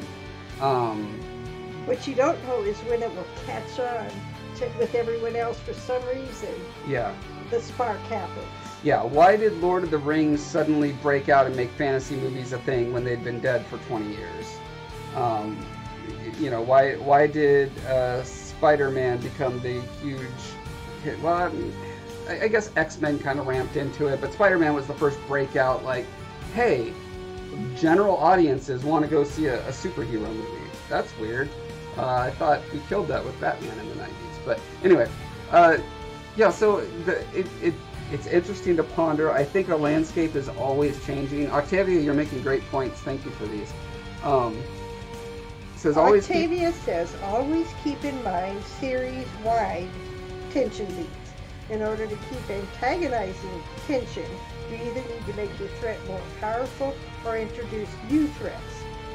Okay, Yeah. and I'm guessing what we'll be doing in Tales from Talifar is introducing new threats because there's so many new species.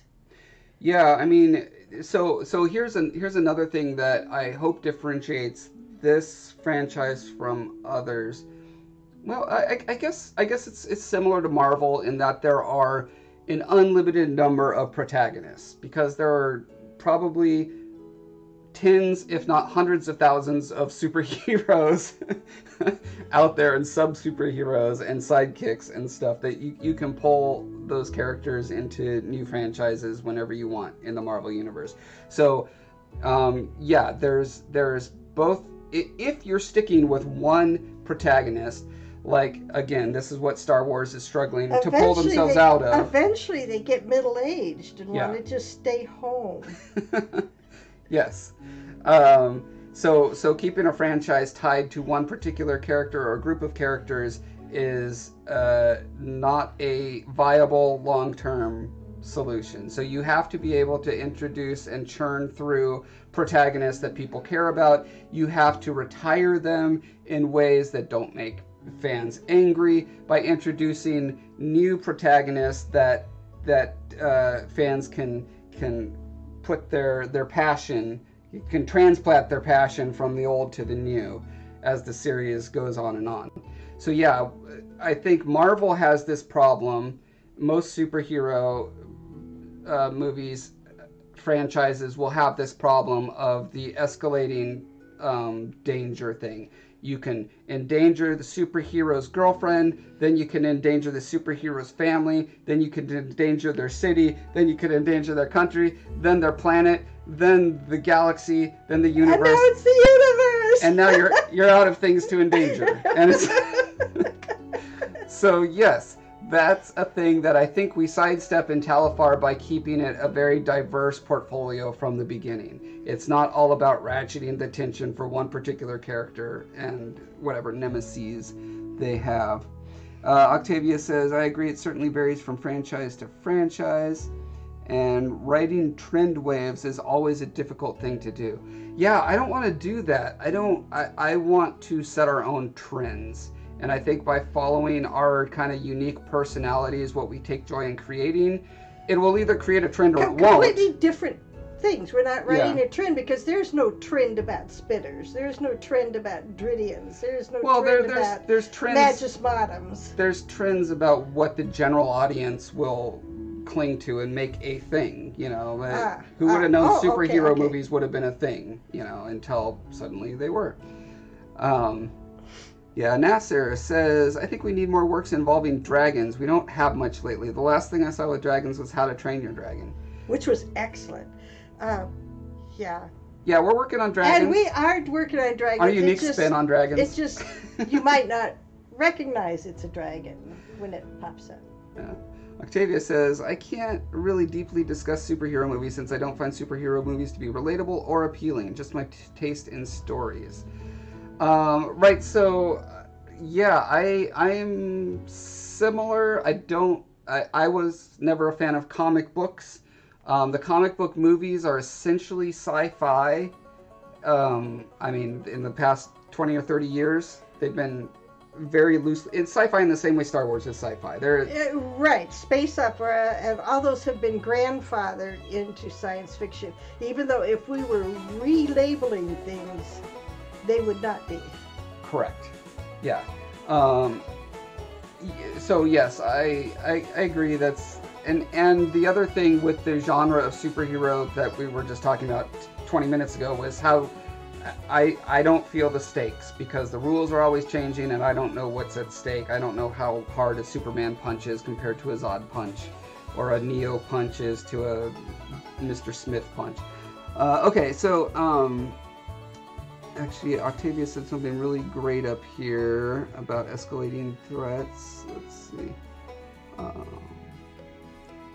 Yeah, you can do both if you introduce a new threat that later has connections with older threats. And because you have some secrets to reveal later, we're doing exactly that. Secrets behind secrets sort of thing. Yeah, so, but I think what we're trying to point out is you have a Russian nesting doll of secrets. Eventually you're going to get to the bottom. Right. You know, this is J.J. Abrams' mystery box. Eventually you need to answer these things. No answer is going to be mind-shattering anymore. All the answers have been done. It's aliens, it's magic, it was all a dream. You were dead all alone. I am never doing it was all a dream, ever. That's why I will not watch Lost ever again. That made me so mad. Well, that wasn't quite it was all a dream. That was, I believe they were all dead all along. But more or less the same thing. Okay, here's what Octavia said that is great. Then you endanger their philosophical views. Yes, that's right. So that's a great example of lateral thinking where you can get caught up in escalating the same thing, and that is, their philosophical views, you're changing their culture in some way as opposed to threatening to eradicate it. You can go and spread out in lots of different directions, and yes, that's what we're all about, is finding those avenues to create tension and drama that aren't just, I have a blue space laser pointed at Earth. Yes, and to go lateral, you have to have a deep world. You have to have an economy. Yeah. You have to have governments. You have to have social customs.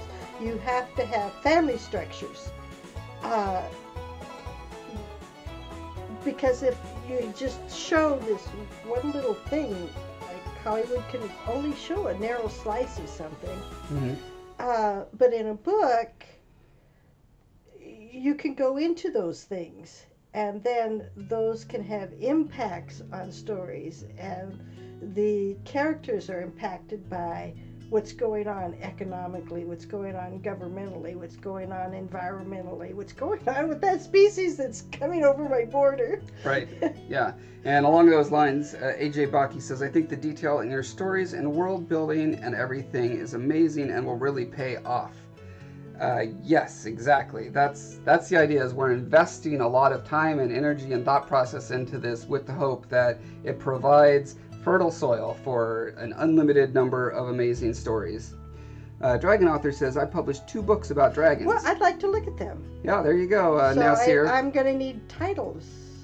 I'm assuming they're on Amazon, on Kindle. Where else would they be? Octavia says, let's play this game. I'm going to describe a Marvel movie. You tell me which one I'm talking about. There's a superhero with superpowers that has to fight a villain with superpowers who wants to destroy either the city or the world. The two face off in a big fight, but in the end the superhero wins. Yeah, we were just talking about this on the drive to see Solo last night, where we were talking about what is the most formulaic genre of film, and superhero movies are close, but I think more so is sports movies, followed by romance, followed by superhero. Yeah, romantic comedies and sports movies are almost identical templates, But anyway, yes, that's a thing that I hope to avoid. All right, Tales. I've seen that. Tales of the Woven. I think I've seen that. On Amazon. I mean, I didn't get it, but I'm gonna look into it now. Good. Nasir says, the thing that bothers me the most is that in the Hobbit books, Smaug is a dragon, yet in the movies, the stupid people designed a wyvern. Also, in A Game of Thrones, Emilia's character called the Mother of Dragons, yet her dragons are not dragons, they're wyverns. How come these huge companies get the major things wrong? Well, because dragons come in different forms. One is a wyvern. One is the Chinese dragon. One is the St. George and the Dragon. I mean, they do come in different forms, so I'm not offended by don't know the difference. You're going to be offended nastier, but I honestly don't know the difference between a wyvern and a dragon. Oh, wyvern has 2 legs. The dragon has 4. Okay, so having the legs built is also the wings. The front legs are the wings is a wyvern. Yes. Okay, so the anatomically plausible ones are wyverns. Yeah. Okay. Let's see if Octavia tells me I've screwed that up. Says, in the novel I'm working on, my protagonist doesn't achieve her goals. She never gets that relief. By the end, she'll just have to accept the world she lives in and stop fighting against it. That's a plot. Yeah, that works for me. It's very uncommon, and it's going to be unsatisfying for most readers. And as long as you know that going in... Well, hey, Josh, okay, she says, he doesn't know the difference! Burn! Yeah. And so he does now. I've been educated. It just took me 43 years to know this. I probably learned it at some time. I don't know. But I will guarantee you that in Tolkien's day, when he was writing The Lord of the Rings, that was not a difference. I'll bet you that's a difference that came about as a result of Dungeons and Dragons, because they were diversifying their creature portfolio and coming up with a million different things, and they were grabbing mythological names from anywhere. Dragon Arthur, could you look that up for us? When were they separate words? I mean, when was the first time wyvern was used? Was it used in like 1462? Or I'm saying I'm sure they were different words, but the idea that the anatomical differences were that specific thing, there's no way people in antiquity or even early modern times made that distinction. I'll bet they did. All right, it'll be a bet. AJ Baki says, my sisters yell at me a lot about how my books end. Because they're not satisfying, or you make brave decisions that are sure to alienate some percentage. Because here's the thing, most people come to an entertainment experience with expectations that they're going to come away feeling satisfied and happy with how it ended. That's just the reality. 95% of people will be upset if you subvert that. That is my apprehension of... Because historically, art has always fulfilled a specific function. It was a craft. It was designed to do a specific thing. It was not designed to express an artist's soul and express their philosophy on life. It was to express either the philosophy of their patron, the philosophy of the church, the philosophy of the government. Art has always been propagandistic. Probably the cave paintings maybe weren't, but even those, they were like, rah rah team, go us, we're hunting bison, check us out. So yeah, arguably this whole conception that art is there to subvert expectations, to challenge your philosophy, to be prophetic, that's all brand new stuff relatively, like within the past 100 years.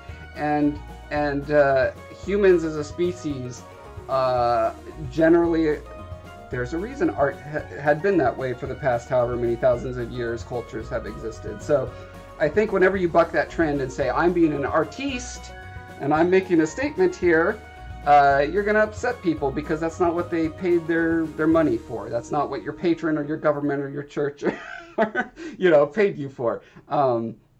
So yeah, it's interesting times we live in. I have become, the more I've studied art history, the more I've come to appreciate what modern art is doing, even though I don't appreciate any of the modern art that exists for the most part. You appreciate some of it. A little bit. Okay, she has proved you wrong. There's a difference that's been around since the Dark Ages. There is an old medieval book of dragons that state the differences between them. Oh, okay. Let's check this out. There you go. Oh, look at that. Isn't that beautiful? I'm happy to be proven wrong on this. Okay, now repent in sackcloth and ashes, Josh. You were wrong. Looks like this is in Latin, so I'm not going to be reading this. Okay. Did they post a translation here? Oh, okay. So here's a dragon with 4 legs, but it also has 6 wings. One with no legs. Hey, if you're gonna pull up a manuscript that has right, so I'm guessing this is the worm, right? The Y. The WYRM. Yeah. But yeah, this guy looks like he's got either 2 trifurcated wings or 6 wings. So I don't know if that counts as. But I do agree. There's definitely a difference between a dragon with wings attached to its legs and not. So, yeah, I'm interested in more talk of that. Okay, so. Oh, did I characterize the wyvern incorrectly? I thought it was they had the back legs and wings, but not the front legs. This one shows the front legs, wings, and no back legs. Yeah. And so what's that called? And a sweet goatee. Nasir said, Fly got offended when you implied that its build is not scientifically plausible. I don't remember that happening. Because I said dragons with wings on their backs are not scientifically plausible. Okay, so having 4 legs and wings on your back near the shoulder blades means that either the deltoid muscles that are required to move your arm around well, and this is what I ran into with what you see on the screen right now to the left when I was trying to figure out the musculoskeletal system for a centaur, is that certain muscle groups need to, well, it's all engineering. There's fulcrums, there's pivots, there's, I can't remember the rest of them. There's all these basic machines, and the muscles and bones need to do those things. For a wing to flap with the amount... Joint. Yeah, I mean, there's multiple types of joints, but for a wing to flap hard enough to provide lift for a creature that size, you need to tie pectoral muscles into it because they're wrapping around. You need the length of a pectoral muscle. You can't just have little deltoids on the back of a creature flapping anyway hard enough, because there's not enough leverage. It's leverage is the specific thing that I'm looking for. Right. I was thinking of the flying buttresses on the big churches. Right. And how, you build an arch, and you have to have this cornerstone at the top to hold the compression of the forces. Yeah. And so, you build a building and you take into account the forces, and you need to do the same thing on a body.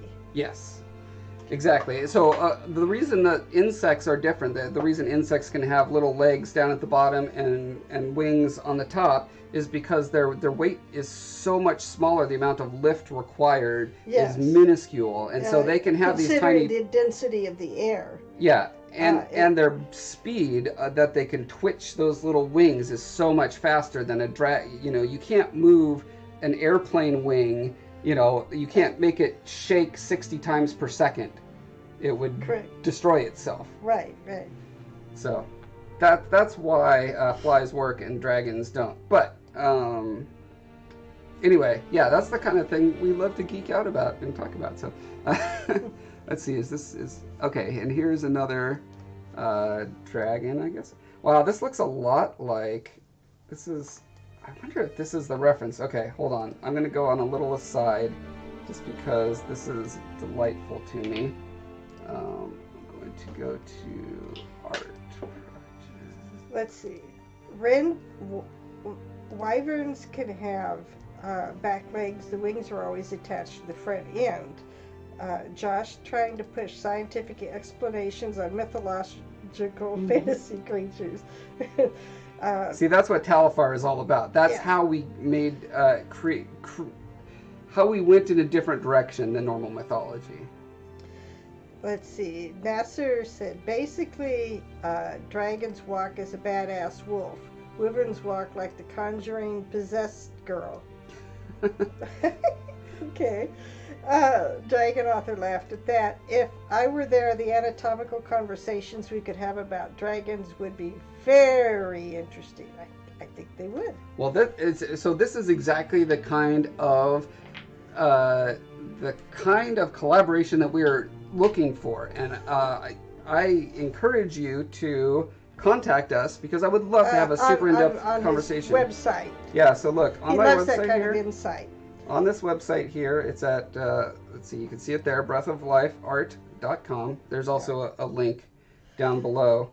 We have a collaborate button. You click that collaborate, and there's a contribute knowledge. And if you just leave a little reply, like I've got this form to fill out. It even has a privacy notice according to GDPR. Amazing work I did on that. Yeah, if you want to talk about the anatomy of dragons, hit me up. And Octavia said there are also cultural differences. Japanese dragons are far different than Western dragons. That is so very true. Yeah. In Japan and positive, China, right? bats are considered good luck. Yeah. They're a symbol of good luck. Frogs are a symbol of prosperity. Mm-hmm.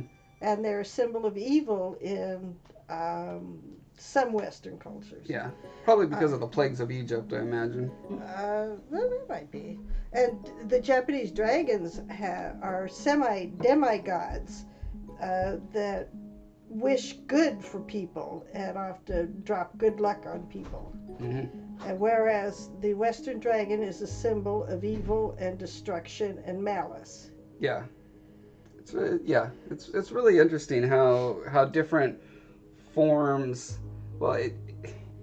how different forms can be, or the same form can be perceived so differently by different cultures, and it's always fun to just kind of imagine backwards. Like, I wonder where that came from. And in Japan, white is the color of death. Right. Whereas for us, it's the color of purity. Mm-hmm. Red for us is the symbol of violence, or can be. Whereas it's a symbol of wealth and prosperity in Japan and China. They share a lot. Yeah. Okay. Octavia says, will you be taking cultural differences into account in your world building? It'd be interesting to see a threat being handled different ways by different societies. And yes, we did.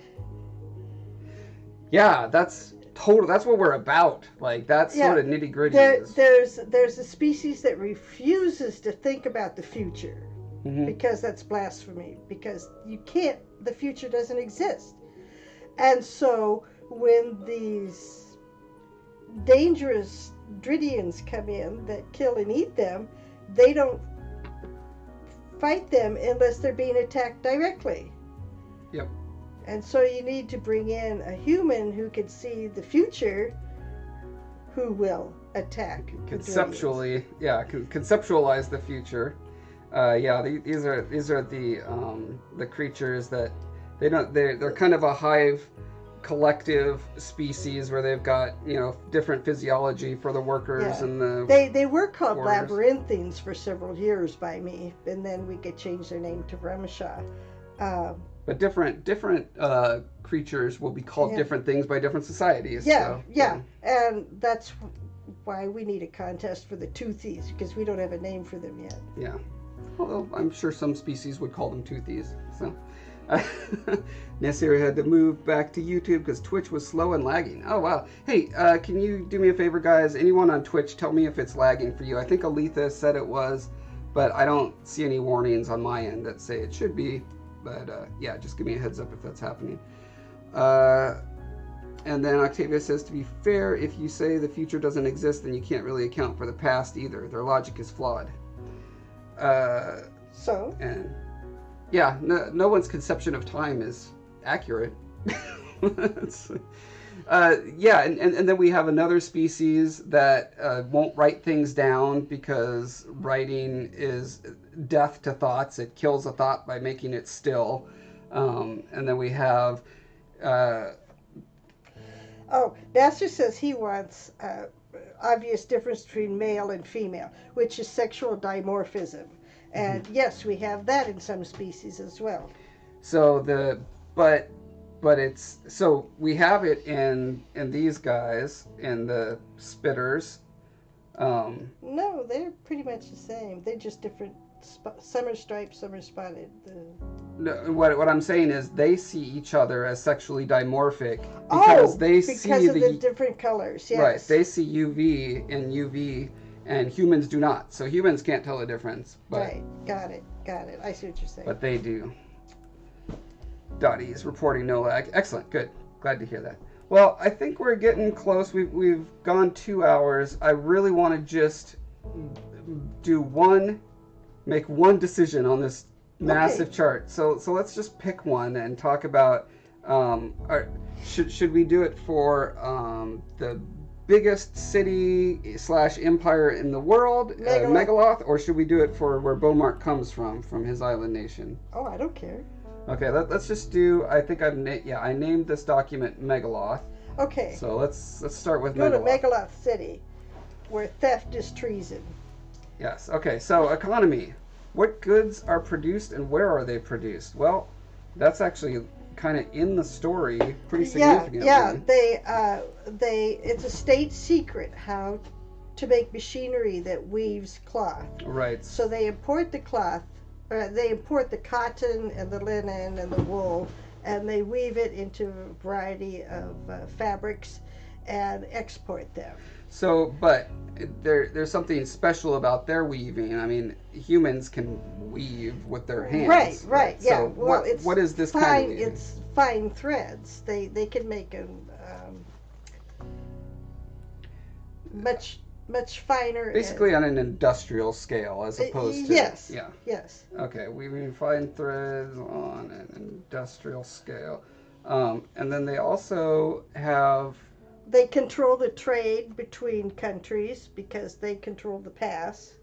Would that fall under goods that are produced? No, you're right.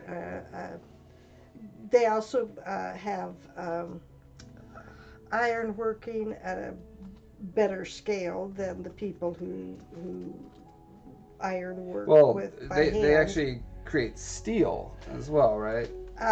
They could be the only steel producers. Yeah, that's hard to do. Not so much in that city, but in the Megaloth Empire. Okay. Yeah, we'd be talking culture wide, I think.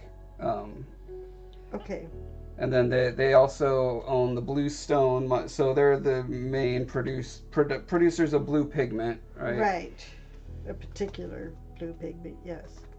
That was historically a hard pigment to find. It was very expensive. Mm-hmm. And then so the trade goods would pretty much be the same thing. Well, they import food. So trade goods is maybe too broad. We should say what are the major imports and then what are the major exports? Yeah. And of course, one of the major exports isn't so much trade as it is governance and control of trade. Mm-hmm.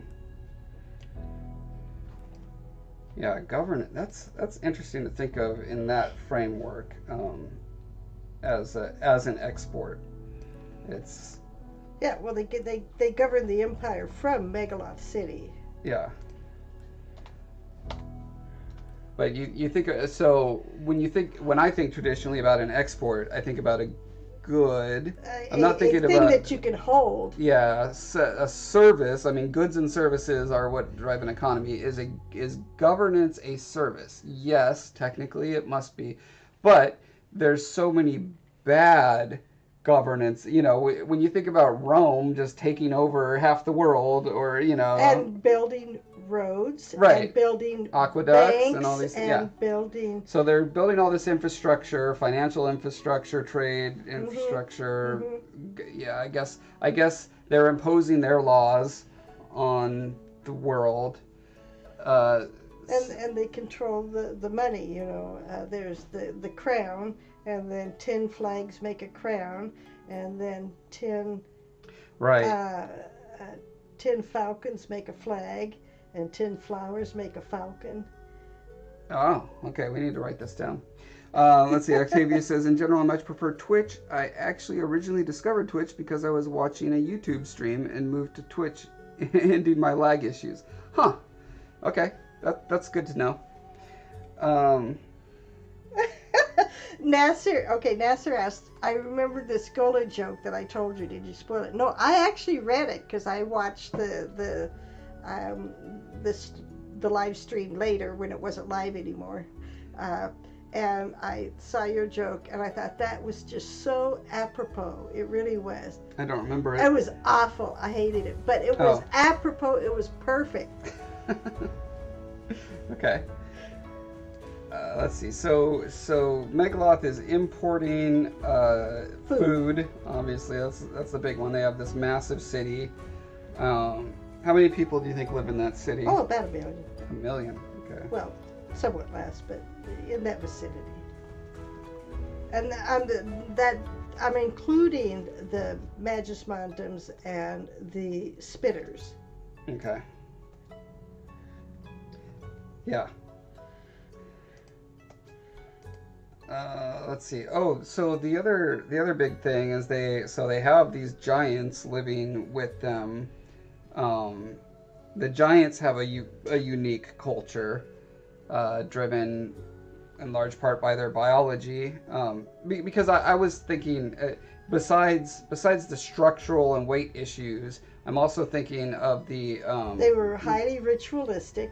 Right, and that came about because their metabolism has to be so highly regulated. You can't have a creature our size be 10,000 tons or 1,000 tons, whatever these guys are going to be, because the amount of food required to feed that much, to metabolize, to keep the flesh alive, would be more than you could shove into a mouth. That's why we're making them mostly gas. Right, so they are mostly gas. B, they shut down the parts of their body that aren't working into a semi-coma sort of hibernation. Okay. I've told you this before. Oh, I forget things. So most of the time they are still, like lizards, like most reptiles, most of the time they're still. Their heads are usually active, heads and necks, so they can look around, their fingers for gesturing. I pay more attention to the species and all the stuff about them when they're major. I haven't made a story about them. I haven't made a story about Magismondums yet, so I just sort of forget. Right.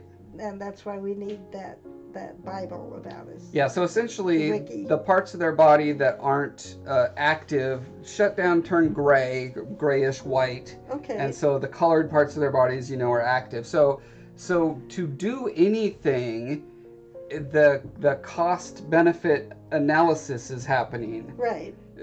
For even mundane things. And so that would produce a very ritualistic society where you would, there's appropriate and inappropriate ways to use your calories. There's a finite amount of food for these massive things. Right. That's what the cave shrooms make for them is their food. And the birds deliver it. The birds deliver it? I don't remember this. How do birds deliver it? Piece by piece. Oh, I don't know if that's going to work. Is that enough? No, we'll have to sort that out because the amount of tonnage of food that's required to keep them alive. That's what I showed in a little magic. Your past may have to change that. Okay, that could certainly be one mechanism, but I feel like there's going to have to be a constant. I mean, the reason it occurred to me was because we're talking about importing food. Right. I haven't showed the constant stream of food bringers, so. We may have to work. That's something we're going to have to work on. Okay, so I'm going to make a note here. That's a big production there. You're going to need wagon trains constantly. Yeah, but you had the cave shrooms producing their food. Yeah, so cave shrooms are this idea of it's a type of fungal entity that you can plant in the ground, and over the years it expands, it metabolizes the soil, the rocks, the minerals, and reconstitutes them into a kind of a slurry or some kind of sustenance that these giants can eat. And in one of the chapters in the trilogy, Beaumark falls into one, and it's this crazy alien world that's apparently too alien for most people, so I'm gonna have to edit a lot of that. But yeah, so there's this whole ecosystem that is required to sustain these giants, and that's going to work into the economy, the governance, and all that kind of stuff. So he says that could be. Nasser says the joke he made could be a running joke between Skoll and Bulwark. That's possible. And then Nasser said, and we can't. How come we can't read the rest that's of the bottom. Look at whales; they eat a lot. Yeah. Oh, that is it. Okay. Yes. And they little things, krill. Yeah. Some do. Yeah. So the big advantage that whales have is that they're supported by water. Yeah. So they don't have to exert as much energy moving around as an animal that size would on land. But yeah, that's a good point to consider. And yeah, metabolism is such an interesting thing. Like you look at humans, and you can have beanpole skinny people who eat 5,000 calories a day and never gain weight, and then you have someone like me who, if I eat more than 1,500 calories a day, I gain. Yeah, which means I'm going to be great in the apocalypse. I could eat one squirrel for a month. But anyway, yeah. So down in government, then so our head of state, we have an emperor, right? And is he the emperor of humans and Magismontums, or are they co-governing? The Magismontums handle the Magismontums, and the humans handle the humans. Okay. But they live in the same city, and they do projects together. Right. And the humans have to please the Magismontums, or the Magismontums are going to step on them. Yeah. I don't have a name for the leader of the Magismontums. Queen. Okay. You forgot the queen. I did forget the queen. That's right. The queen and her 4 consorts. Right. So I had this wacky idea of the way they reproduce is the female will lay an egg. The egg has to be fertilized by 3 different males, and the fertilization process happens by sticking the egg in a socket in their forehead. And they carry it around for a while. Part. Yeah, they carry the egg around for some amount of time, and then it has to be given to another one, and there's super elaborate rituals about who gets it and what order they get it in. And all I haven't worked that out yet because I haven't written their story. But yeah, that'll all lead to very interesting political shenanigans, I'm sure. Anyway, yeah, we're past 2 hours now. I think we've showed a great example of how we work together, how we work together, how we answer specific questions, how those questions have require thinking through a lot of other things. So a lot of research, a lot of pollination. Cross-pollination, what is the word when you're pulling from different data sets? Interdisciplinary. That as well, but there's a very specific thing I'm thinking of. Nope. We'll never know. It's a mystery. You tune in next time to find out the stunning conclusion to the word I was trying to think of.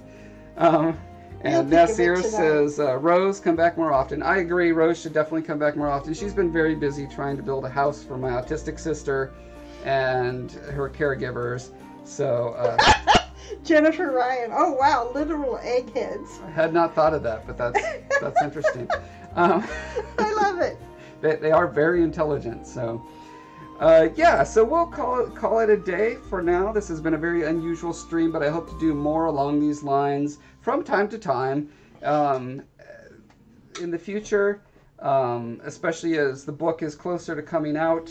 And boy, I can't wait till it's out and we can actually just talk about specifics of it and why we made decisions we did and that kind of stuff. That'll be great. But yeah, so let's hear it for Rose Foreman, our special guest. Hun. And clap. She's busy tying her shoe. Okay. And yeah, so we'll see all you guys on. Oh, what? You did a Yoo-hoo. Wednesday? Thank you. Yeah. Is Wednesday? Yeah, Wednesday. And actually maybe more. I have this week off, so I may be doing a few more evenings than usual. I'm having surgery and my parents are here. Yes. Yes. So much free I'm time. going to be nursing my wife, and although I guarantee your mom is going to want to do most of the nursing regardless. Well, I don't even need nursing. It's probably just going to be a bunch of irritation for me. Yes. And Just okay. like I don't want to be bothered. I'll be spending time with my irritated wife, and but I will also probably stream a couple times this week. So look forward to that, you guys. I look forward to talking to you guys next time, and hopefully we'll get Rose here more often.